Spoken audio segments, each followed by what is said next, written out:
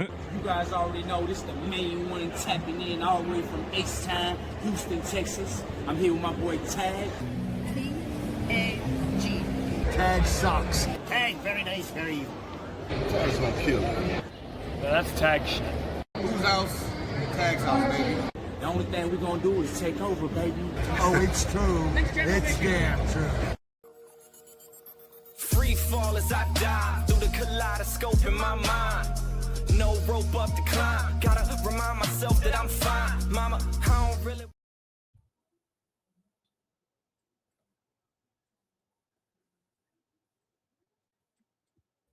And what it do? Welcome to another edition of your soon-to-be or already favorite wrestling podcast here. Tag me in, aka TMI. And who am I? The disinvited voice of the one, the commish, Big ScooterRay. And that gentleman to my right, Mr. SummerSlam himself. Hey, this is a one-time only situation, because either by the time this comes out, it's either going to be his birthday or it's going to be after.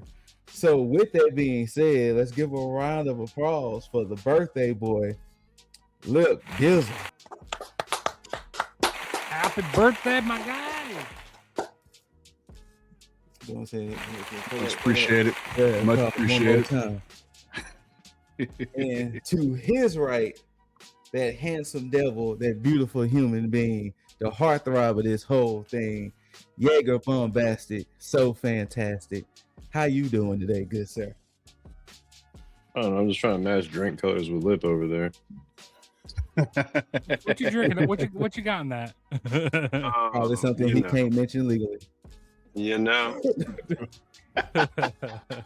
and to the bottom kind of position under graphic wise, you got our original Forbidden Door, hailing from one of those states that don't exist. Juggs, aka the Juggernaut Show. What's going on, brother? You know, everything's going pretty good. Can't complain over here.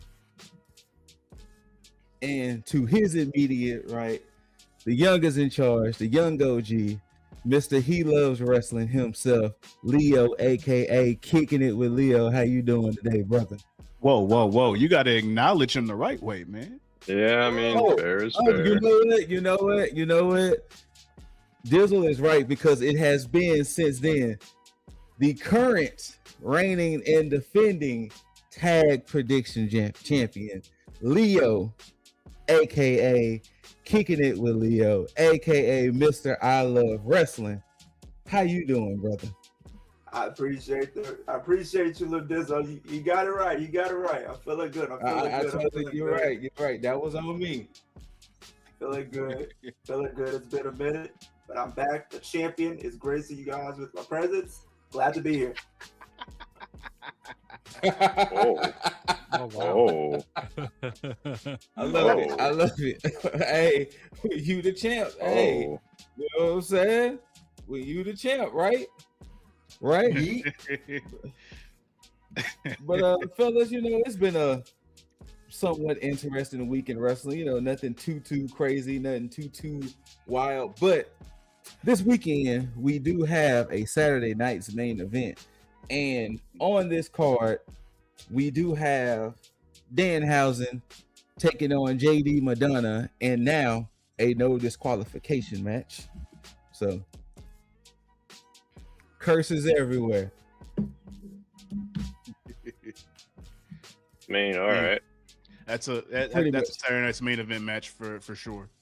That's a raw match. Not even Saturday night event.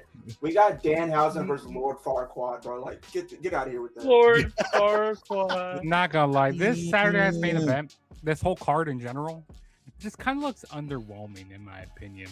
I don't know if you guys feel the same way. It's mid. I mean, let's go ahead and keep adding to it then, I guess. Let's keep adding to it. In a grudge match, you're gonna have Bayley taking on Lyra Valkyria.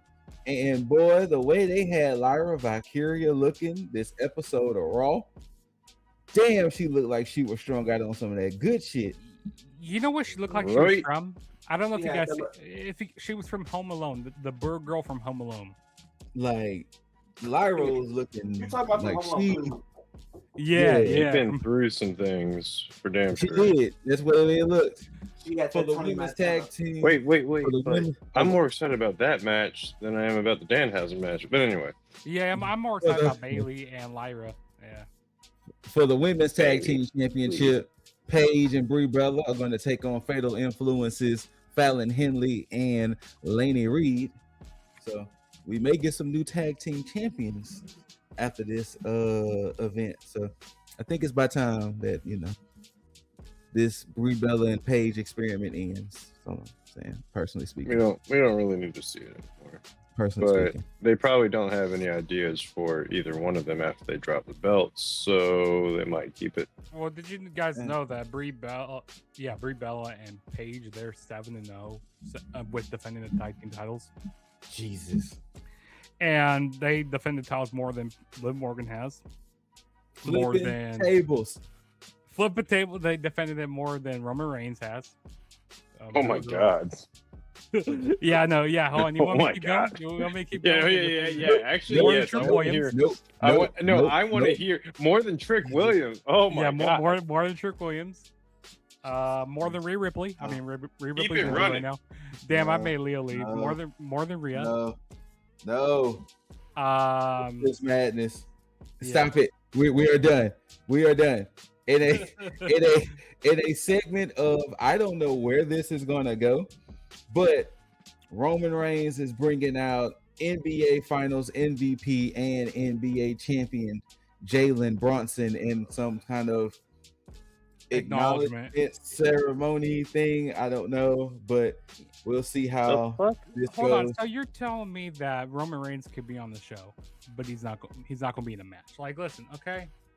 Madison Square Garden, big dog. Yeah, he should be in a match. To be honest here, he should be. Nah. You know what I'd rather see?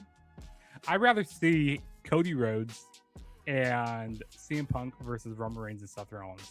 Yeah, because I remember kind of like back in the day, like even like during the Ruthless Aggression, say we have a big show at like Madison Square Garden. You have your two main events and stuff. They can see if they can coexist. Well, that would have been great to do that here. I would have loved to see that. Like they missed that opportunity. If you think Roman Jerome is gonna wrestle, Roman Jerome wrestles when Roman Jerome Reigns decides He to wrestles wrestle, on his own okay? time. He wrestles on his own time. He wrestles on his own time. This is Roman bloodline Reigns. This is Exactly. You're not wrong. Be You're not lucky that I'm showing the fuck up. How about that? wrong. And your Yeah. main event tag team match, Cody Raheem Rose and your undisputed champion, Chicago Man Punk, is taking on Gunther and Sami Zayn. Here's your tag team match that you was talking about. Yeah, the tag team match that I was talking about. Like, Oh, so if you didn't watch SmackDown, Young Jaeger, what happened was, so watching SmackDown, Chicago Man Punk decides to come out, open up the show. Crowd goes wild, right? And as he was talking, Cody Raheem Rhodes shows up, and Cody Raheem this is Rhodes where he is like, started hey, touching up on his face and shit. Yeah, I remember this. And pretty much Cody Rhodes say win, and Punk said win. They said SummerSlam, and then boom, Gunther goes back and he's charging up all this because he's like, fam, what you mean we about to get Cody and Punk? Like, what about my title shot? And then all this is like, I don't give a fuck about your title shot. Like, you've been acting like a complete asshole, my G. Like, why would I reward that kind of energy? And he was like, well, fine. If you want the champion so bad, how about Saturday night's main event? Cody Rhodes and CM Punk team up against you and your new best friend, Sami Zayn. So there you go. Why are they best friends though? Because Aldis was being a shit starter. Okay. So hence why you're getting this match on Saturday. main event. On a Saturday night. I guess Champions fucking rematch doesn't count anymore. But all right. Well, there's no rematch clause for WWE like that. Yeah, they just kind of like make it they up used as to they go. have. They just make it up. They just make it up as they go. But yeah, so and speaking of SmackDown, just out of the blue, hold on, let it load up. A Wild Baron Corbin suddenly appeared during Trick Willie's and Carmelo Hayes' match, and it was kind of determined if Carmelo Hayes was going to get a title shot against Trick Willie, and a Wild Baron Corbin shows up, and boom. No, I got a title shot. Pretty much. I mean, look, Baron Corbin still stands as one of those wrestlers that was done dirty in like some earlier years. So Got buried by some certain people. And this is the question I want to ask with the Baron Corbin situation, because we're here, and this is one of those like thinking cap moments. Now we know we've seen plenty of superstars get released, and some of them get called back. Do you think they're getting released as a true we're releasing you, or we're releasing you in an effort to get you to hone your craft, go and get a little polish on you, in Baron Corbin's case, go ahead and wrestle in some other organizations and kind of, see how you feel. What are y'all thoughts? I kind of want to say, like, I would agree with that. They call people back. I would agree with that, but they have so many fucking programs that build up people for TV now. Mm-hmm. So I'm not sure if this is that, maybe like, hey, go out there and like re-up your craft, or if that one rumor is starting to take hold that of a certain unmentionable figurehead of WWE might be on the return. I don't think he's on the return. Good old Vinnie Mac. No, I don't think he's on the return. I mean, it would explain why Austin Theory is taking the camera time instead of Braun Breaker. Also, you know what? And also, hold on. Actually, I'm going to say my point when we get to that. When we get to Raw. But yeah, keep going, Jaeger. Or were you continuing? I mean, that was like my only counterpoint to that. Like, this would explain why some things are starting to line up in certain ways. What do you think, Dizzle? Nah, this is this is one of the situations. I mean, as far as the releasing, at the time, there was really nothing that they really had for him. I mean, the most they did with him was taking down NXT, which of course anybody that goes down NXT or goes back down NXT tends to flourish, and him and Braun Breaker were doing Wolf Dogs fine. And so going from that to trying to figure out what they're going to do with the main roster, it's like, okay, well, we're trying to do 2.0. We got that going the way we want it to go. Really got nothing for him on the main roster, but we can't keep him here. Let's just go ahead and just release him, save some money along with everybody else. And so he has made waves on the indie scene, been perfectly fine with what he's doing. So, I mean, I'm pretty sure this is more of a case of, okay, we're seeing what they're doing, what he's been doing here. And Baron Corbin is a good hand, Yes, so they don't necessarily have to make him a main event superstar. He's just really good in the ring, when it comes to enhancing talent. So it's not good at putting people over as well. Yeah, that was the point. But it's not the fact of them really just needing to and even not to make him enhancement talent, just to bring him back to one like what they're doing now with Trick, giving him a good opponent. Not to say that there's nobody that Trick can't go one up against, but right now you really don't have any really good and fast big men on the roster like that. And with Trick being who he is, and of course having Obafemi, I think you need some people of that stature at this point, especially if you get a Roman out, you get a Brock out. you have these guys coming in to make these other guys look good, you know, and I don't know if we're going to talk about it, but even the whole tease of Big Cass coming back, you know, that's another person who is in the pretty much the same boat, you know, with them bringing him back. So now, as far as the why they're bringing him back, I don't necessarily think this has anything to do with Vince. I mean, the same thing with the Austin Theory. You know, Austin Theory, he's put his time in. I mean, yeah, he has been a handpicked guy for Vince, but Austin Theory is still a good in-ring competitor. He's still, I mean, he's gotten the nod from a Seth Rollins, from a Roman Reigns, from a John Cena. You know, he just hadn't had his time. And I more so think that him being a handpicked guy for Vince was a detriment to him during that time. Had he not been a handpicked guy for Vince, he probably would have been better off now. So I think now he's technically getting his flowers being with the Vision. So I'm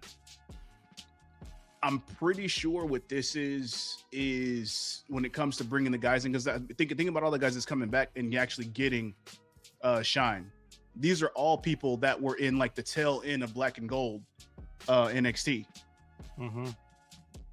So, well, let me not even say tail, because Austin Theory was a tail end, but Baron Corbin and Big Cass and Enzo were both in the midst of Black and Gold. So, I mean, these are all people that Triple H had built up during that time. So, I think this is really Triple H bringing his guys back and actually allowing them to get some shine. Yeah, absolutely. Well, speaking of, it was said, so going to Monday Night Raw, we did get a vignette, and per that vignette, we see that, we see the imposing figure of one Big Cass, and we get the date of August 3rd, which is after SummerSlam. So, and it's also rumored that Big Cass will not be returning alone.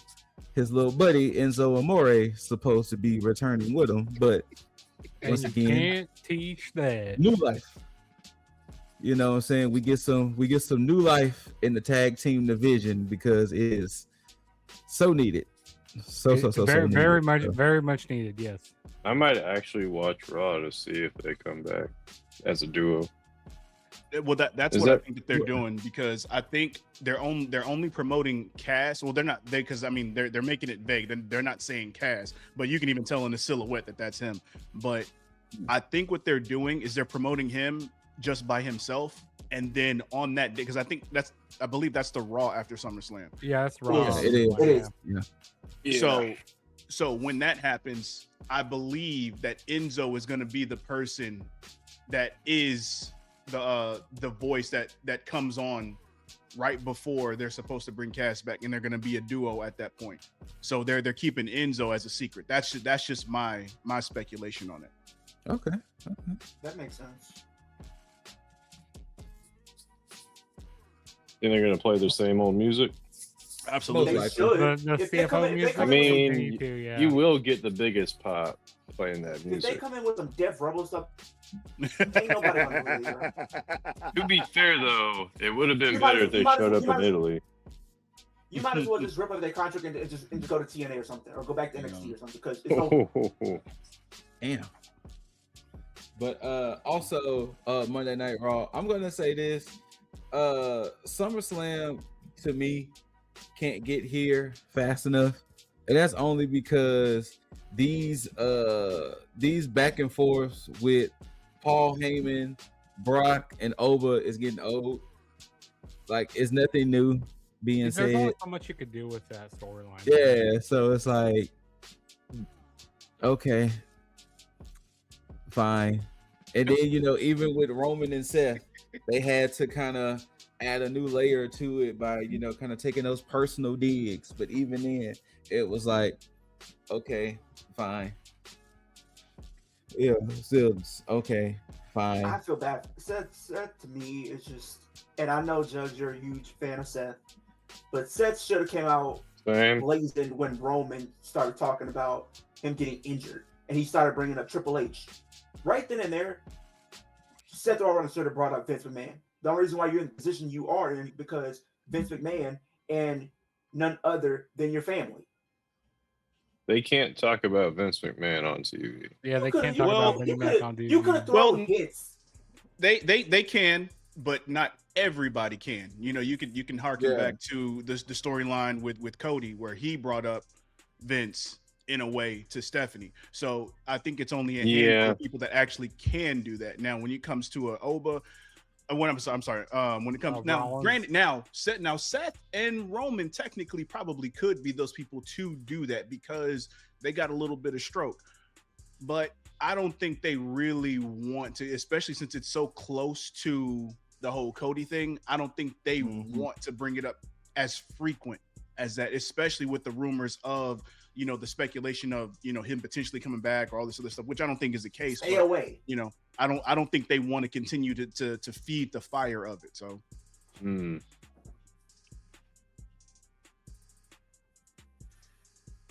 And I will say this: bringing Vince McMahon back in this climate when things are still a little topsy-turvy. Oh boy. Well, that storyline that they got going on with Otis and the Vision and all that, I go like that. That storyline just screams Vince all over it. Not gonna lie, it just does. Like you got the fat guy trying to go after the good-looking girl. They do, I mean, you got a point because they did it in the pandemic when Otis was trying to get with Mandy. Was trying to go after Mandy Rose, or you know, I feel bad for Otis because Otis is supposed to be the voice of the normal guys, and a lot of times when we are supposed to be the nice guys, he's the voice of the nice guys, okay? And pretty much Austin Theory is the guy that always gets the girls in school. That's him. He's the representation of everybody we hate, and he's the one with Maxine. And yeah, that's Vince all over it. I ain't gonna lie, man. That high school makeout session BS that they keep doing does have like Vince era writing all over it. Again, y'all are looking all the way over here because it's really surface level. Chad Gable just came very back. Surface level. He's trying to make amends with Alpha Academy. Then you have Maxine, who just turned heel, who was with Alpha Academy. It makes the most sense because Tozawa and Otis are a tag team. The Vision have the tag titles. This makes them relevant for this specific situation. At the same time, for storyline purposes, it allows them to cut ties with Alpha Academy and Maxine. This also is going to bring Chad Gable back into the fold to make amends with Alpha Academy to some degree because he's going to end up getting the Intercontinental Championship. Now, if he's going to feud with somebody in the Vision for it, I don't know. It's possible. I think I know. But all of this is all encompassing. I know what they about to do. I can see that. Because I think, and people were saying like, okay, what if they want to get a woman involved for like the Alpha Academy? Maybe they get Ivy Nile because she could benefit by being around them. But I think, Grant, what you said, look, this is about him becoming the Intercontinental Champion, which I do think is going to happen. I think what's going to happen is he's going to win the Intercontinental Championship. He's going to be embroiled in this feud with the Vision. And I honestly could see the person that's going to take the title from him is going to be Austin Theory. I think Austin Theory is going to be the one that's going to beat Chad Gable for the Intercontinental Championship if they put the title on Chad Gable at SummerSlam. That's a possibility. I can see that. I can see that long term, like down the line. I don't see it happening that soon, but I can. If they do go far with this Vision, with this new Vision thing, which that's a whole conversation in itself. But if they happen to go further with this, then I can see them building up Austin and Chad Gable for the Intercontinental Championship as far as a feud for that. Yeah. How long do we see the Vision lasting since Paul Heyman left? Well, I think it's gonna be like Judgment Day. It's probably gonna be like Judgment Day, where it's like they're gonna probably have iterations. Because I've been hearing people say like, "Oh, they're gonna probably kick out Braun Breaker at some point. They're gonna introduce another person." Oh, I think Braun Breaker's gonna go face. That's like that's what I'm saying. Inevitably soon. But the name that they said should join the Vision, I'm not okay with. Because I've been hearing the name that's thrown out. I don't know if you guys will like it. And that's Javon Evans. I don't want to see him. Scoot, were you segueing to the Vision stuff? We can go ahead and talk about it. He said right when I asked that question, though. I can circle back around to the other stuff, but go ahead. Okay, continue, Leo.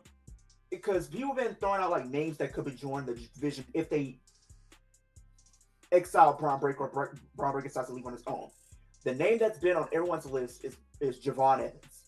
And I really don't know how to feel about that because I just don't see what the benefit would be by him being in the division. He's already struggling as it is already, while you have Obafemi and Trick Williams having singles matches, having title opportunities, winning the King of the Ring, U.S. Championship. They're both going to be on SummerSlam. Javon Evans is the odd one out, time and time again. He every match that he's been in has been multi-man matches. What if it's the Gauntlet match? What if it's the ladder match at WrestleMania? What if it's the Royal Rumble or Elimination Chamber? He has not been able to have a singles match on a PLE at all. And if we're going to think about it, everyone has their moments to shine.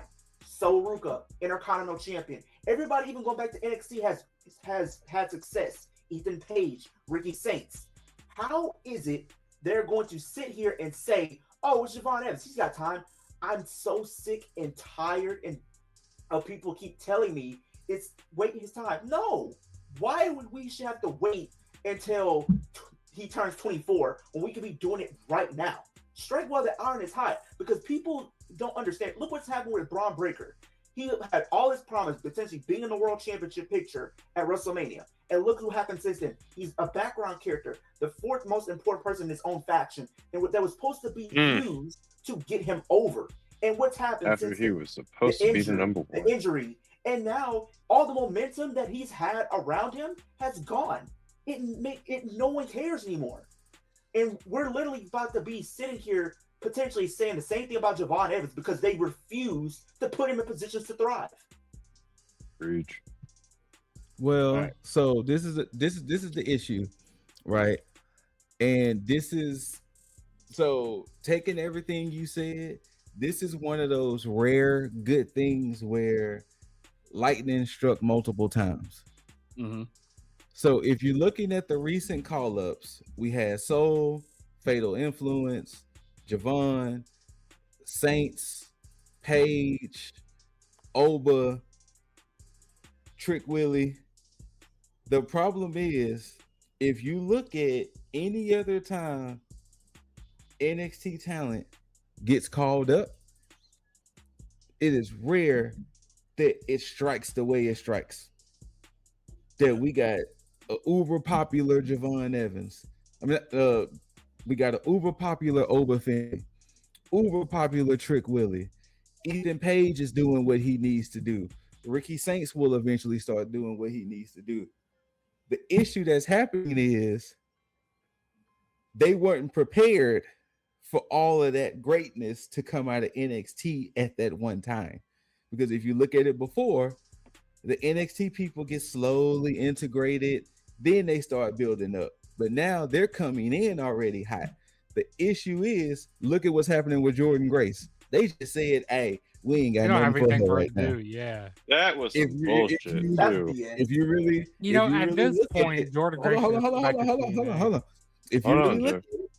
If you really look at it, they ain't really got nothing for Blake Monroe at the moment. They don't really have nothing for Sol Ruka at the moment because the talent that's coming in is doing grand things right now, but it's still clashing with the established superstar talent. So unfortunately, when you have, I guess in this case, too many cooks in the kitchen, somebody's going to get passed over. And unfortunately, it's Javon Evans. Unfortunately, it's other people because yes, they're looking at age, but when you're looking at the instant superstardom, damn, Obafemi is doing way more than we expect. We got to put the rocket on him. Damn, Trick Williams is doing way more than we expected. We got to put the rocket on him. So it's one of those unfortunate things of too many superstars came up at one time. Maybe if they would have left Javon on NXT, bro, I just think they want to be paid. They were paid because they just weren't just rubbing up your favors. Like I feel like, here's the thing.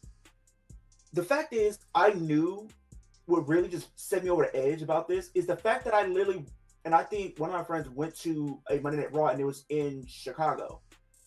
They had this man on main events facing Grayson Waller of all people. What are we doing? Why are we having him on main event when he should be on Monday Night Raw? If this was the case, at this point, if I'm Javon, I'm just gonna say, let me go to AAA then, because y'all honestly don't know what to do with me. Y'all don't value me. Y'all don't show me any respect. At this point, with the big roster that WWE has, they should really have a brand split. Now, there's been times where like, oh yeah, WWE doesn't have. We keep saying this every 5 years. The only saving grace about this is for Javon. There's the only silver lining in this, that where I have some glimmer of hope that something can happen, is the fact that he's been mentored by Roman Reigns and Becky Lynch, two of your absolute top stars in both the men's and women's divisions, respectively. That's the only silver lining in this. If he wasn't being mentored by your current world champion, then I don't know what else to say. So this is where I'm gonna disagree with that statement, only because long time watching. What they're doing for Javon Evans right now is actually the best thing they can do for Javon Evans, because if they didn't see something in Javon Evans at the moment, whether he's losing, whether he's doing whatever, he would be in the same situation as Jordan Grace. Like, hey, we don't know what to do with you, so we're gonna just have you chilling and catering.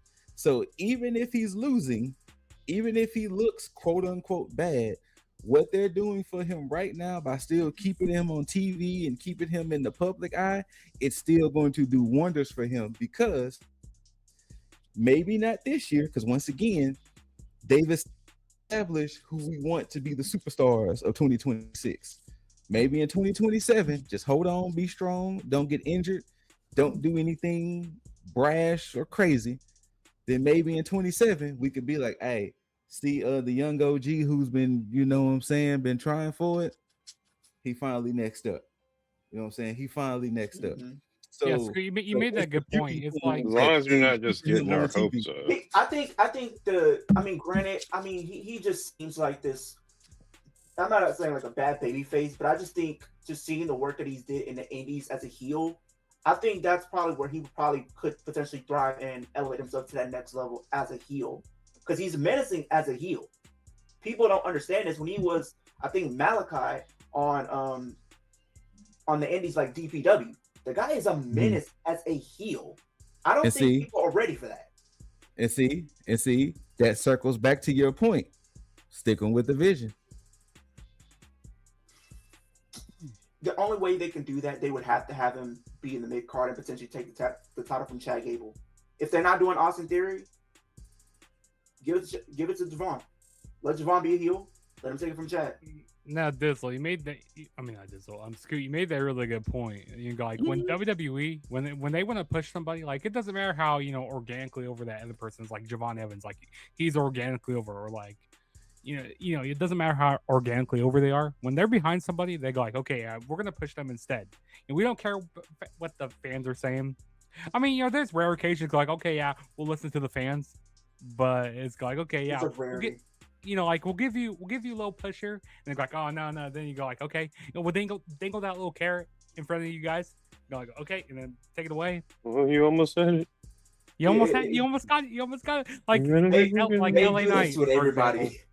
They're still doing it. What you mean? It's not like they did it for 1 year. WWE doesn't change up this business practice. They consistently do this.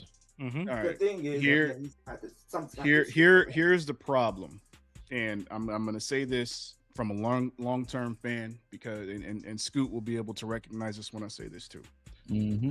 The problem right now, and Scoot is half right. Okay. Javon being a face right now is not the problem. What we have here is a level of complacency with WWE. Oh yeah, for sure. Because if you look at all the eras that preceded where we're at right now, and especially the reality era, most eras in WWE tend to last between 4 and 6 years, 6 at the very most, because it normally ranges around 5. Mm-hmm. And WWE up to that point had been very formulaic. They'd have their top guys, they'd have the guys that they build up, and by the time you get to the next era, the guys that were being built up in the previous era are the guys that's at the top right at that point. When we got to the reality era, We got a lot of people coming in because this is around the time where NXT had started. This is around maybe 2013, 2014, when the Shield came in, because this was the beginning of NXT when they started bringing guys in. Mm-hmm. There was no issue because even before then, you had the Shield that were the guys that are going to be built up, and you had CM Punk, who was the guy who was in the previous era, where you had a Cena, you had a Batista, you still had Triple H, Shawn Michaels, and all those guys. You still had the guys that were building up, the guys that were at the top. So you still had the legends in the making, Shawn, Triple H, Undertaker, and so on and so forth. Those guys are already on their way out. And then you had Batista and Cena, who were kind of championing the brand at that point. correct. You had, and so you already had it. You had established faces at this point. And so what the problem with that was that era went on too long because they were relying on Cena. Now, granted, they were still doing good storytelling, but the problem was once you got in the midst of that, where you had guys like Undertaker, Shawn, and Triple H making their way out, which is where we got the fantastic WrestleMania matches between Shawn and Taker, Hunter and Taker, so on and so forth. You still had these guys building up the new faces. Once we got to where Vince was building up Roman, Seth, and everybody else, they technically got lazy with these guys and they didn't bring anybody else up. They kept bringing guys back. They kept bringing a Lesnar back. They kept bringing Taker back, so on and so forth. They relied on the Big Show. They relied on Kane. They relied on Mark Henry to continue to build stuff, which is fine because these guys got they got their flowers at the time. Kurt Angle was gone at that point. Oh yeah, he came back afterwards. My bad. That's where the beginning of all this bullshit started. Now, here is where the problem is. Where they should have been ushering out a lot of the people that they kept bringing back. The reality era was the very start of long eras because the reality era lasted for 7 years. Yep. And look where we're at now. Relying on Roman, relying on Seth, still relying on Cena to an extent. Lesnar. And relying on The Rock. And nobody else has been built up. Now they're at a point where you can kind of see they're trying to course correct, but it's gotten to the point where the complacency has overshadowed everything else, where it's hard to see anybody being built up. That's where all the vitriol comes from everybody else, where everybody's getting mad about LA Knight being pushed. You have Leo, justifiably so, getting mad that Javon Evans isn't being pushed, because Javon Evans should be in a Jeff Hardy position right now where he's being pushed. And he should be he should have some singles title at this point. The same thing with an LA Knight. Trick Williams is being pushed perfectly fine. The reason that Javon Evans is being pushed is because we have the historically looming shadow of Oba Femi right now, where you can see him as the next face of this company, but they're so far up in their ass right now with the people that they've already had established, Roman, Seth, Brock Lesnar, that they have to figure out a way to usher these guys out in order to prop him up. Because right now, those top guys at this point should be Gunther, Trick, Oba, LA Knight, Braun Breaker. Those should be your 5 pillars of WWE at this point. But because they're trying to play catch up and course correct everything looks a little wonky, and it looks like they're behind on where they should be, which is why there's that fatigue of, well, damn, Javon Evans should be somewhere here, because we can all look at this from a wrestling fan perspective and say, wait a minute, he came in at this point, he should already be here, but because he's not, it's a problem. And you're right to feel that way, but it's not creative's fault.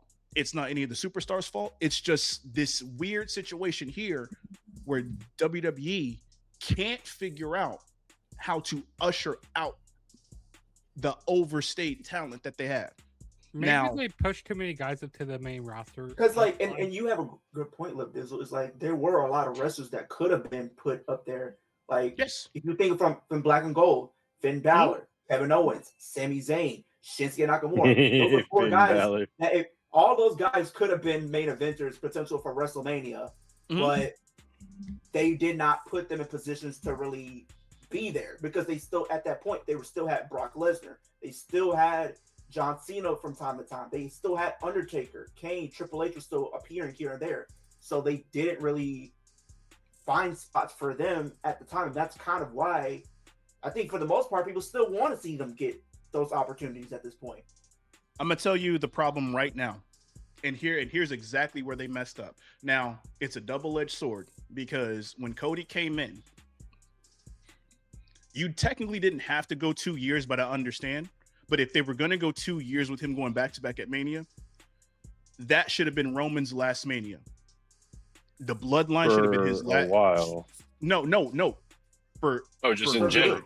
In general. For good. Roman's last Mania. Fair, Roman's last fair. Mania, because he should have become a part-timer at that point. He should have been out. The bloodline should have been done. You could have still built up Jimmy and Jay or Jay or Main Event Jay as a whole in this situation. Solo should have been coming up. Jacob should have been coming up.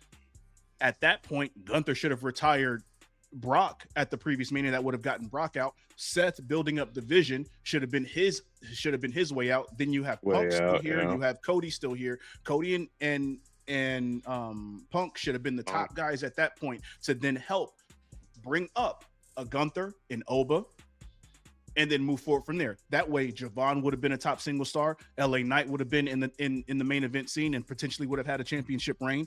You would have been bringing up Ricky Saints. You would have been bringing up right now at this point. You would have been bringing up Ethan Page, and everything would have been perfectly fine. But the problem, Brock, Seth, and Roman. Those are the main. That's the 3 men, and it's nothing against them. Would you put Cody in there? No. Cody is right now. Cody is in the Triple H spot of when Triple H was in Evolution. Yeah, because he's still a top guy, and he's like let me take that back. Cody is in prime Cena spot right now. I don't want to put Cody in Triple H spot. That's a little bit later, but he's in prime Cena spot because he is the face of the company. Punk is in that Triple H spot. CM Punk's in that Triple H spot. Yeah, absolutely, 100%. And I can see that. And that's the thing, because at this point, what Seth would have been doing, Seth would have been building up a Braun Breaker who basically would have been in that Batista spot at this point. Now, when I'm bringing this back to the Vision situation, Braun Breaker, in order for this course correct to work, Braun Breaker needs to leave the Vision and he needs to be on his own. The Vision still needs to be the Vision still needs to be a thing, but it needs to be Bronson Reed in that leader position, or even Logan Paul for that leader position. But you need to be building up a Bronson Reed for that main event scene, because having Breaker there, having Logan there, and having Bronson Reed there, those are 3 heavy hitters that are shoe-ins for the main event scene to compete for the world championship. It's a problem having all of them there. Now 2 is fine, which would be Logan and Bronson Reed, but you can't have Breaker there. He needs to be on his own at this point. So Braun Breaker should go to SmackDown. I think getting away and having a fresh coat of paint, that's kind of the way to go. But like you said, you do have a great point about the whole Javon Evans thing. I think my biggest thing is they had an opportunity to get him to a main event status, even in NXT, and they didn't. They didn't give him an NXT title, a North America title. They didn't give him anything. And I think that's the biggest thing is like, when you look at certain wrestlers, there's something special about them. They have wins behind them. They have these moments that make them stand out. And I think for Javon Evans, he's still trying to find that moment. He's still trying to get there. He's playing catch up to everyone else for the most part. The problem is they didn't learn from the disrespect that they did with Wesley in NXT, because right now Javon should be the proverbial Wesley of the main of the main roster right now, but he's not. And that's unfortunate, because he's putting up highlight reels of his stuff without getting any receipts for what he's putting out. So He should be a 2-time Intercontinental Champion, a 1-time Tag Team Champion, and on his way to probably be a U.S. Champion at this point. But you did a disservice when you did not push him in the King of the Ring. Again, I stand 10 toes fucking down on the situation with Oba and Evans being in the main event or being in the finals for the King of the Ring. That would have, because it doesn't hurt Oba. Because again, and I know I'm going on a fucking tangent at this point, but the situation where, again, Oba doesn't need he doesn't need an automatic clause to give him a championship match. He's about to beat Brock. He threw it away anyway. That's a shoe-in. Well, you heard them try to retcon it during the promo with him saying, even if I did go for the title, you would have interfered and cost me my title match anyway. So that's that's a cheap way out, but you're not wrong, I guess. It's creative malpractice, to be fair, because like you didn't have to do that. Look, this was it. They could have did Javon and Oba. You could have gave Javon the shocking win. That all was it did was take away from other stars. Going after a championship and potentially becoming the youngest world champion. That sells itself. Depending on who wins or loses, you put him in the conversation. You put him up there with your top tier talent. Yeah. You have to showcase him, because that right there, putting him in that finals for the King of the Ring would have not necessarily to the same degree, but almost akin to Undertaker versus Jeff Hardy in that ladder match. Because that technically, now if they would have had Javon win the King of the Ring, him going up against Roman in a losing effort to then gain everybody else's respect, because again, Roman's not technically a heel at this point. So him going up against Javon Evans, beating Javon Evans, and then having him gain Roman's respect just in a kayfabe way would have still done loads for Javon, because you still could have taken the same route to get to Oba and Brock. And even what Scoot said, saying the promo for Oba being like, oh well, you would have won, that hurts Oba by even saying that, because it's like, well shit, because if I'm Oba, I'm big dick in my promos all fucking day, being like, yeah, I knew you would try to screw me at the championship, but I was waiting for it. So I'm still going to go after him, and I'm going to beat him. I'm going to beat you. I'm going to beat you with him. Big dick every fucking promo.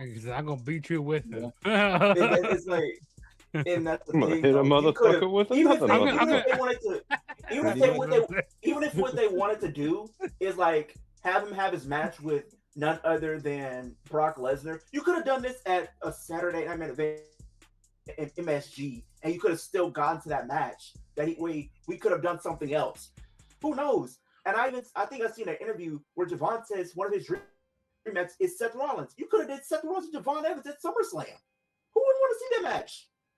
You're telling me, isn't the whole thing with Seth Rollins right now, his whole gimmick is like testing the younger talent to see if they can actually be ready? That's the whole story that they were doing with Braun Breaker and Seth. Seth was telling Braun Breaker, you're not ready. You're not that guy yet. Prove yourself. You could have easily did a copy and paste with Javon Evans, and you could have had Javon Evans, Seth Rollins, and Javon Evans beats him. Mm-hmm. Bada bing, bada boom, off to the races. Bada bing, bada boom. I don't know what their plan is now. It's now again, it seems like they're trying to course correct things, and now I don't know. Yeah, I still believe it's a little too. But then again, Roman still doesn't have that win over Rollins, so they want to do that. This is the right time to do Roman and Rollins. No, I mean, if they're trying to course correct things, then this would be the time to do it. Now again, it really depends on what happens between now and Mania to kind of see the landscape, but they're really gonna have to do something, because right now, is this Netflix thing technically an era right now? I think it's a Netflix era. Yeah, this is the Netflix era. Yeah. Okay. They're probably gonna do this. When did that start? It started in 2025. 2025. January 2025. January 2025. because then they had the Renaissance era. The Renaissance era was from like 2022 to 2020. The Renaissance. I never heard. He's right. He's right. No, if that wait. I mean, I'm not saying he's wrong. Remember, it was the Renaissance era because when Triple H took over for like SummerSlam, like Money in the Bank, SummerSlam is time.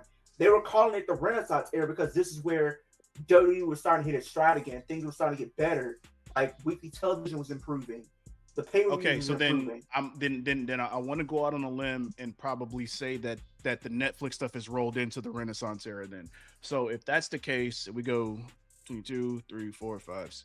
Okay, so if that's the case, we're at a point where we should be getting out of this era and into a new one. So if we go into next Mania, then Raw after Mania for next year should roll the new era. So this would technically roll out Roman, roll out Brock. I don't know about Seth yet. I think Seth may jump into that Triple H Evolution. Yeah, well, because Vision was supposed to be post evolution. But yeah, probably that where he becomes the legend amongst like a Punk and maybe a Cody, but definitely a Punk. So yeah, so if that's the case, then we might be looking at them rolling into a new era by next year, which would be fantastic because that would put this at 5 years, which means that will have us back on track. Can we not call this like the TKO era? Nah, because they came in halfway through. They came in like late. Okay. The ESPN era. I'm just kidding. No. Yikes. The Webapalooza era. The Palooza. Oh, geez. I mean, shoot, that's where it started to go downhill. You're not wrong. I mean, 6-match cards. Yeah. 5-match cards, mainly 6 matches for Lucky and Saudi. Yeah, you're not wrong. All right, what you got next on the docket, Scoot? So that was a lot. Sorry, Scoot. That was a lot. Holy crap! Yeah. I mean, it's gonna go back around, but like we mentioned, another match did get added. Another 2 matches did get added to SummerSlam. Chad Gable did a gauntlet match, and now he will be going against Penta in his hometown of Minneapolis, Minnesota. So she will win. Man, most likely they will go ahead and get that. I will be. Man can't leave luchadors alone. Huh? Now, this is the full circle moment. Because the first match when Penta came in was against Chad Gable. Full circle. Oh, yeah. And we had the whole character, with Chad Gable, where he was disrespecting the luchas. He didn't have any respect for him. Then it became a Grande Americano. He did the whole mask versus mask stuff. Didn't have any respect for luchas as a Grande Americano either. No, he didn't. No, but then now it kind of came full circle with him, which I like that. This might be nitpicking. It's like I kind of did think Chad was gonna win this. I just feel like the way they structured the match, as far as like the placement, was a little awkward because I would have felt like Chad Gable should have came in number 1 and ran the entire gauntlet, in my personal opinion. And I think the finals, rather than being Chad Gable and Ethan, it should have been Chad Gable and Javon. That should have been the finals of the entire tournament because everyone would say the MVP of the match was Javon, which that people got a point. He did come in like number 3. He went to like the 3rd to last or something like that. I think he lost to Rusev, and then at that point they had Ethan and Chad come out. But Chad should have came out at number 1, ran the entire gauntlet, because then it's showing that he's running through a lot to get to this moment, that he's really hungry, and it's a flashback to that gauntlet match that took place in the lead up to WrestleMania 40. Now all of a sudden he's coming back around, winning it from number 1, but also showcasing another young up-and-comer at the same time, and a huge back and forth with one of your best technicians.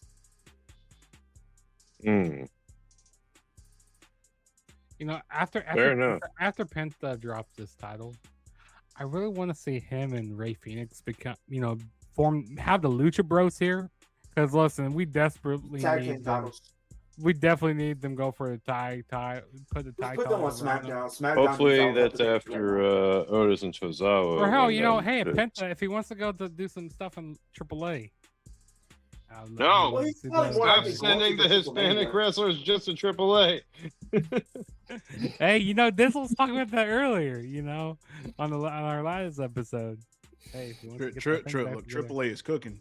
AAA is AAA is fantastic. Speaking of, I'm just tired of typecasting. We're gonna be talking about AAA later on here, probably with the counter programming. But yeah, I'm gonna put pin. I'm just tired of the typecasting. We don't need to do that.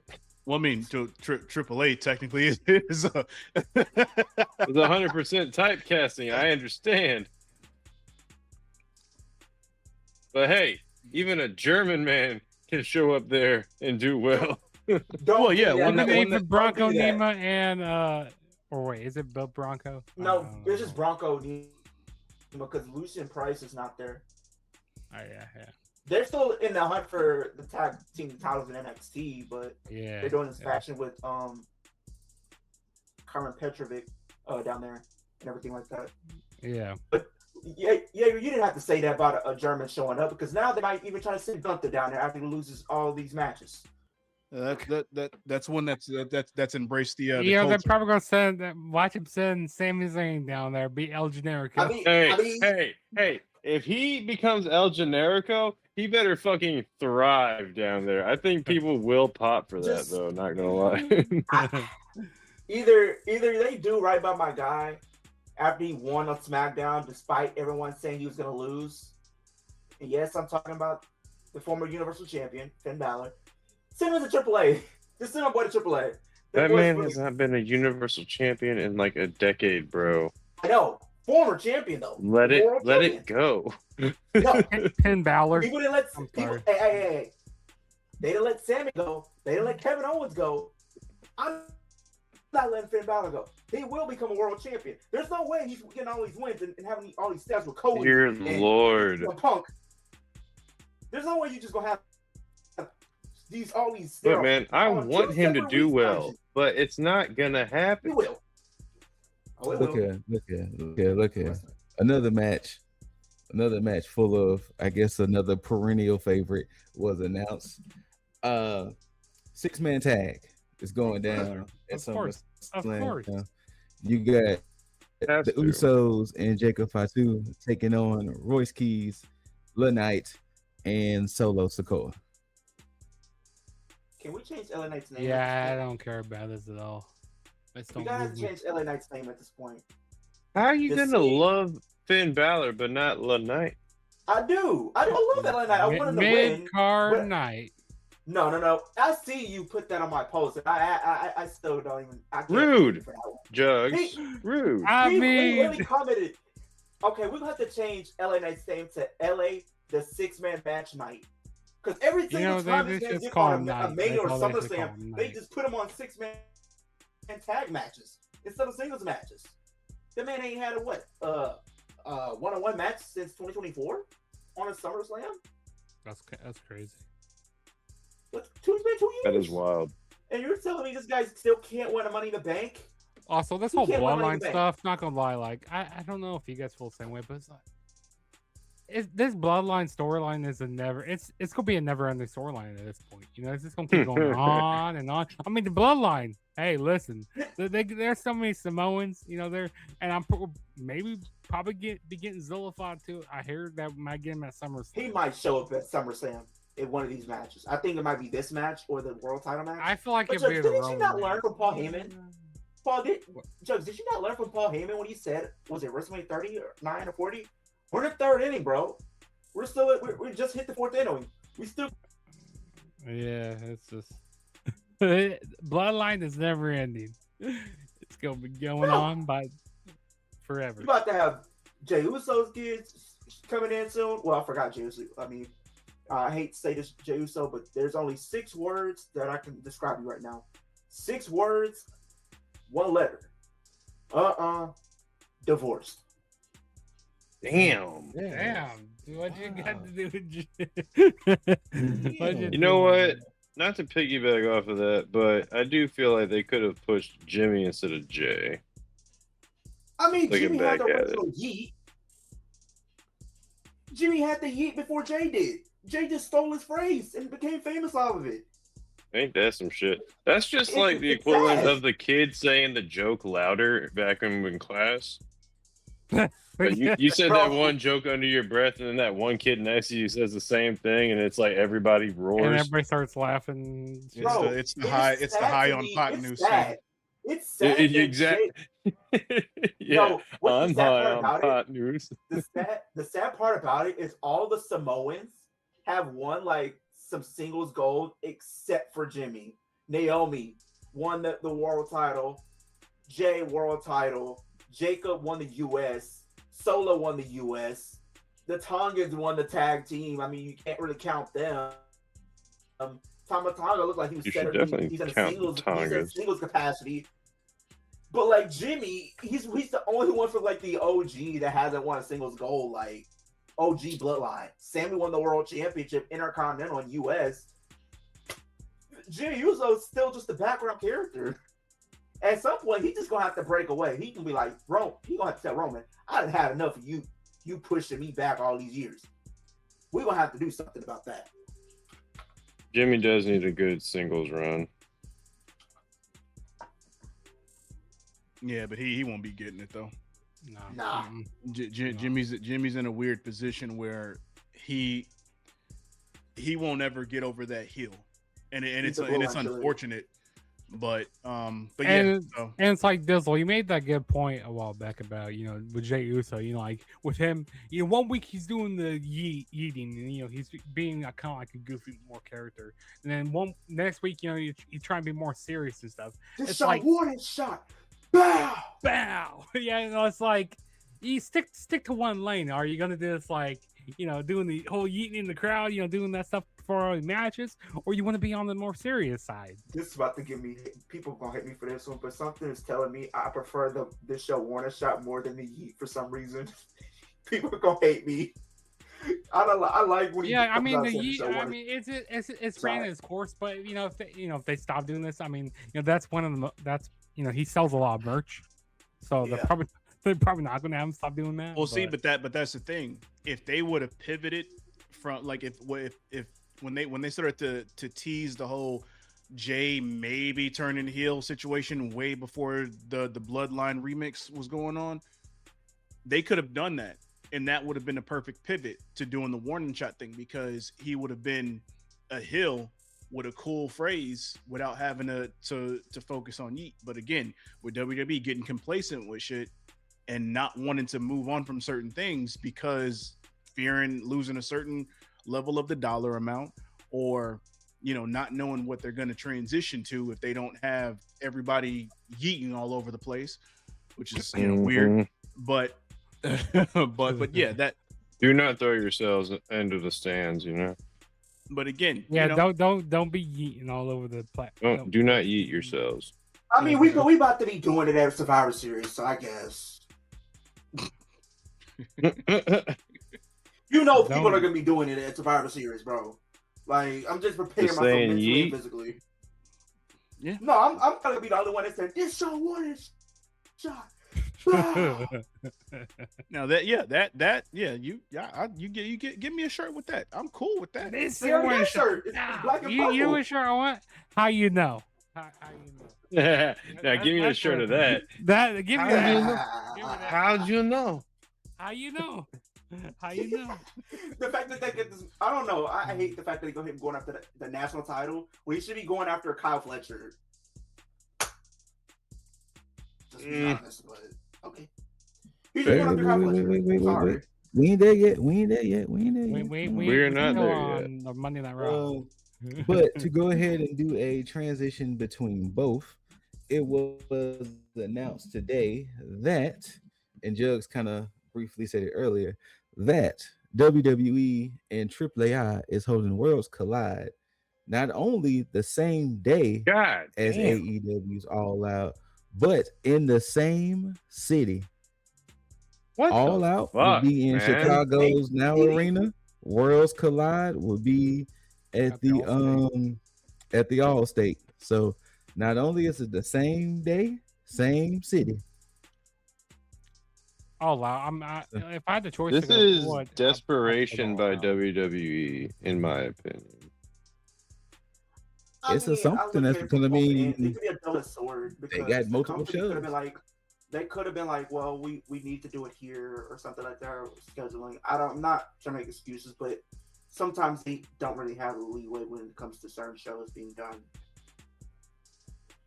To me, this is It's kind of desperation. program. It does scream desperation though, kind of programming though, because they did it so many times. It's not nothing. The new. counter program to this degree, they've done counter programming where they've done it on the same day or whatever, and that's always been whatever for me. Like, all right, let's have a competition. Now you're doing the same city. They did it for all last year. They sure did, and they really like, haven't stopped event, since.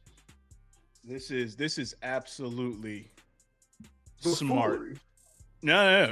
Look, I'm gonna tell you. This is smart for WWE because More. All Out is clearly the bigger show here, and with WWE already having issues with them selling tickets, the story's not gonna be, oh, WWE isn't really selling tickets for shows. They take a show, Worlds Collide, partner with AAA. Obviously, the one show that's gonna get beat out. If their ticket sales are bad, which I'm pretty sure they're going to be, period, even without AEW being there, they have an excuse to say why their ticket sales are bad at this point. Because All Out was in town. Which instead of it being like, instead of it being that, oh, well, WWE is losing popularity. It's like, no, AEW had basically their pseudo WrestleMania part 2 here. I mean, but by that logic, it's pretty much saying, yeah, this is their backlash. No. Ab backlash. No, they're going to treat it like, because again, All In and All Out is pretty much like Mania Night 1 and Night 2. Yeah. So they're remember, look at it was from it that perspective. Was it last year? It wasn't the last year. Was it the year before? It's where they did didn't they do like a pay-per-view like 7 days apart? Was it all out? It was All Out. All in all out. Yeah. So the thing is, instead of the headlines being, oh, WWE This is a month apart though. Between All In and All Out. But again, that's not the point. It could be the part point, two. the point is that WWE is going to be able to beat the headlines, to be like, hey, instead of it being like WWE's losing popularity, it's WWE had low ticket sales because AEW's bigger show was in town. So then why even do it? Is Because what I'm it's trying just to say. because you're beating the headlines, because there's already rumors of WWE not being able to sell out their shows. So if you do this in this situation, it's always going to be it's them taking less. It's them taking less damage in the hit. So instead of it being the rumor WWE bad shows losing popularity, nobody likes WWE, it's AEW had a bigger show here in the same town. Clearly, everybody's going to go to that show instead of here because the ticket sales were already going to be bad regardless. I mean, Worlds Collide isn't a big show for WWE anyway. So if it's on the same day, it's already going to lose out as far as viewership. But then it being in the same town and then not having the ticket sales, they get to control the narrative at this point. I mean, could they not have done that from any other city? No, but that's the thing. Doing another city is going to lessen viewership. But because there's already rumors about them having bad ticket sales, them having in the same city right now at this point is a chess move to where, again, they control the narrative. And instead of people saying that WWE's losing popularity, they say, oh, well, they have less ticket sales because AEW was in town with their bigger show. That's why it's a smart move business-wise. But at the same time, it's, but again, people that can see the bullshit can look at this and be like, yeah, clearly this is what they're doing. Clearly, they're trying to, they're trying to compete with AEW here. Oh, they're not even trying to compete. They can't. The Worlds Collide is not a big fucking show. Worlds Collide comparative is fucking trash. Here's how it's gonna work. And it would have been more competition for them to do like Forbidden Door versus World Collide. Correct. Now that would have been a fair comparison. Yeah. But at this point, because the thing is with how WWE does AAA shows, what they do, they take one big match, they put it on that show, and they sell the show off of that one match, and then they bullshit the rest of the card. Now, again, this isn't to say that AAA is bad. AAA isn't bad. They all have good matches, but as far as matches that can sell a show, they don't do that. Because think about the last show that they had when they had I think it was Triple Mania. They sold the mass versus mass match on that, and the rest of the card was cool, but it wasn't anything to write home about. The mass versus mass match could have been that whole show, and that's all everybody would talk about because that's all that everybody did talk about.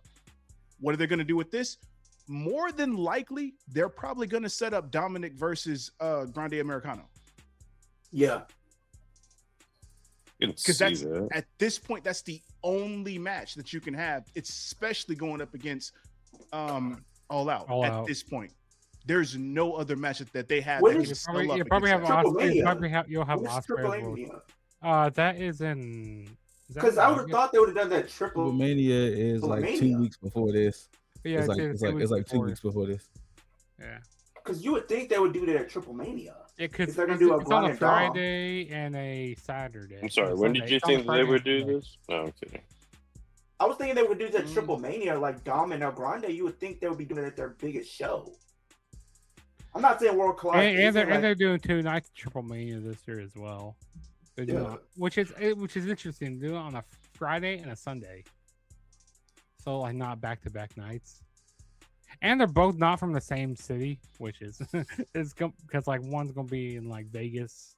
I think night 2 is in Vegas or whatever. I mean, the only other night thing 1 is Vegas. Night 2 is gonna be in Mexico City. Oh, that's right. Yeah. Okay. The only other thing that they could probably do is if they're gonna push Damian Priest and have him marquee that match or have him marquee the show, which I mean they could do Dominic and Damian Priest if you want to make him the new face, but at some point you have to pull the trigger on Grande Americano. Yeah, I got a question for you guys. Does Undertaker help with AAA? He does. Yes. Okay, I thought I was tripping. Yeah, he's like their Shawn Michaels to NXT.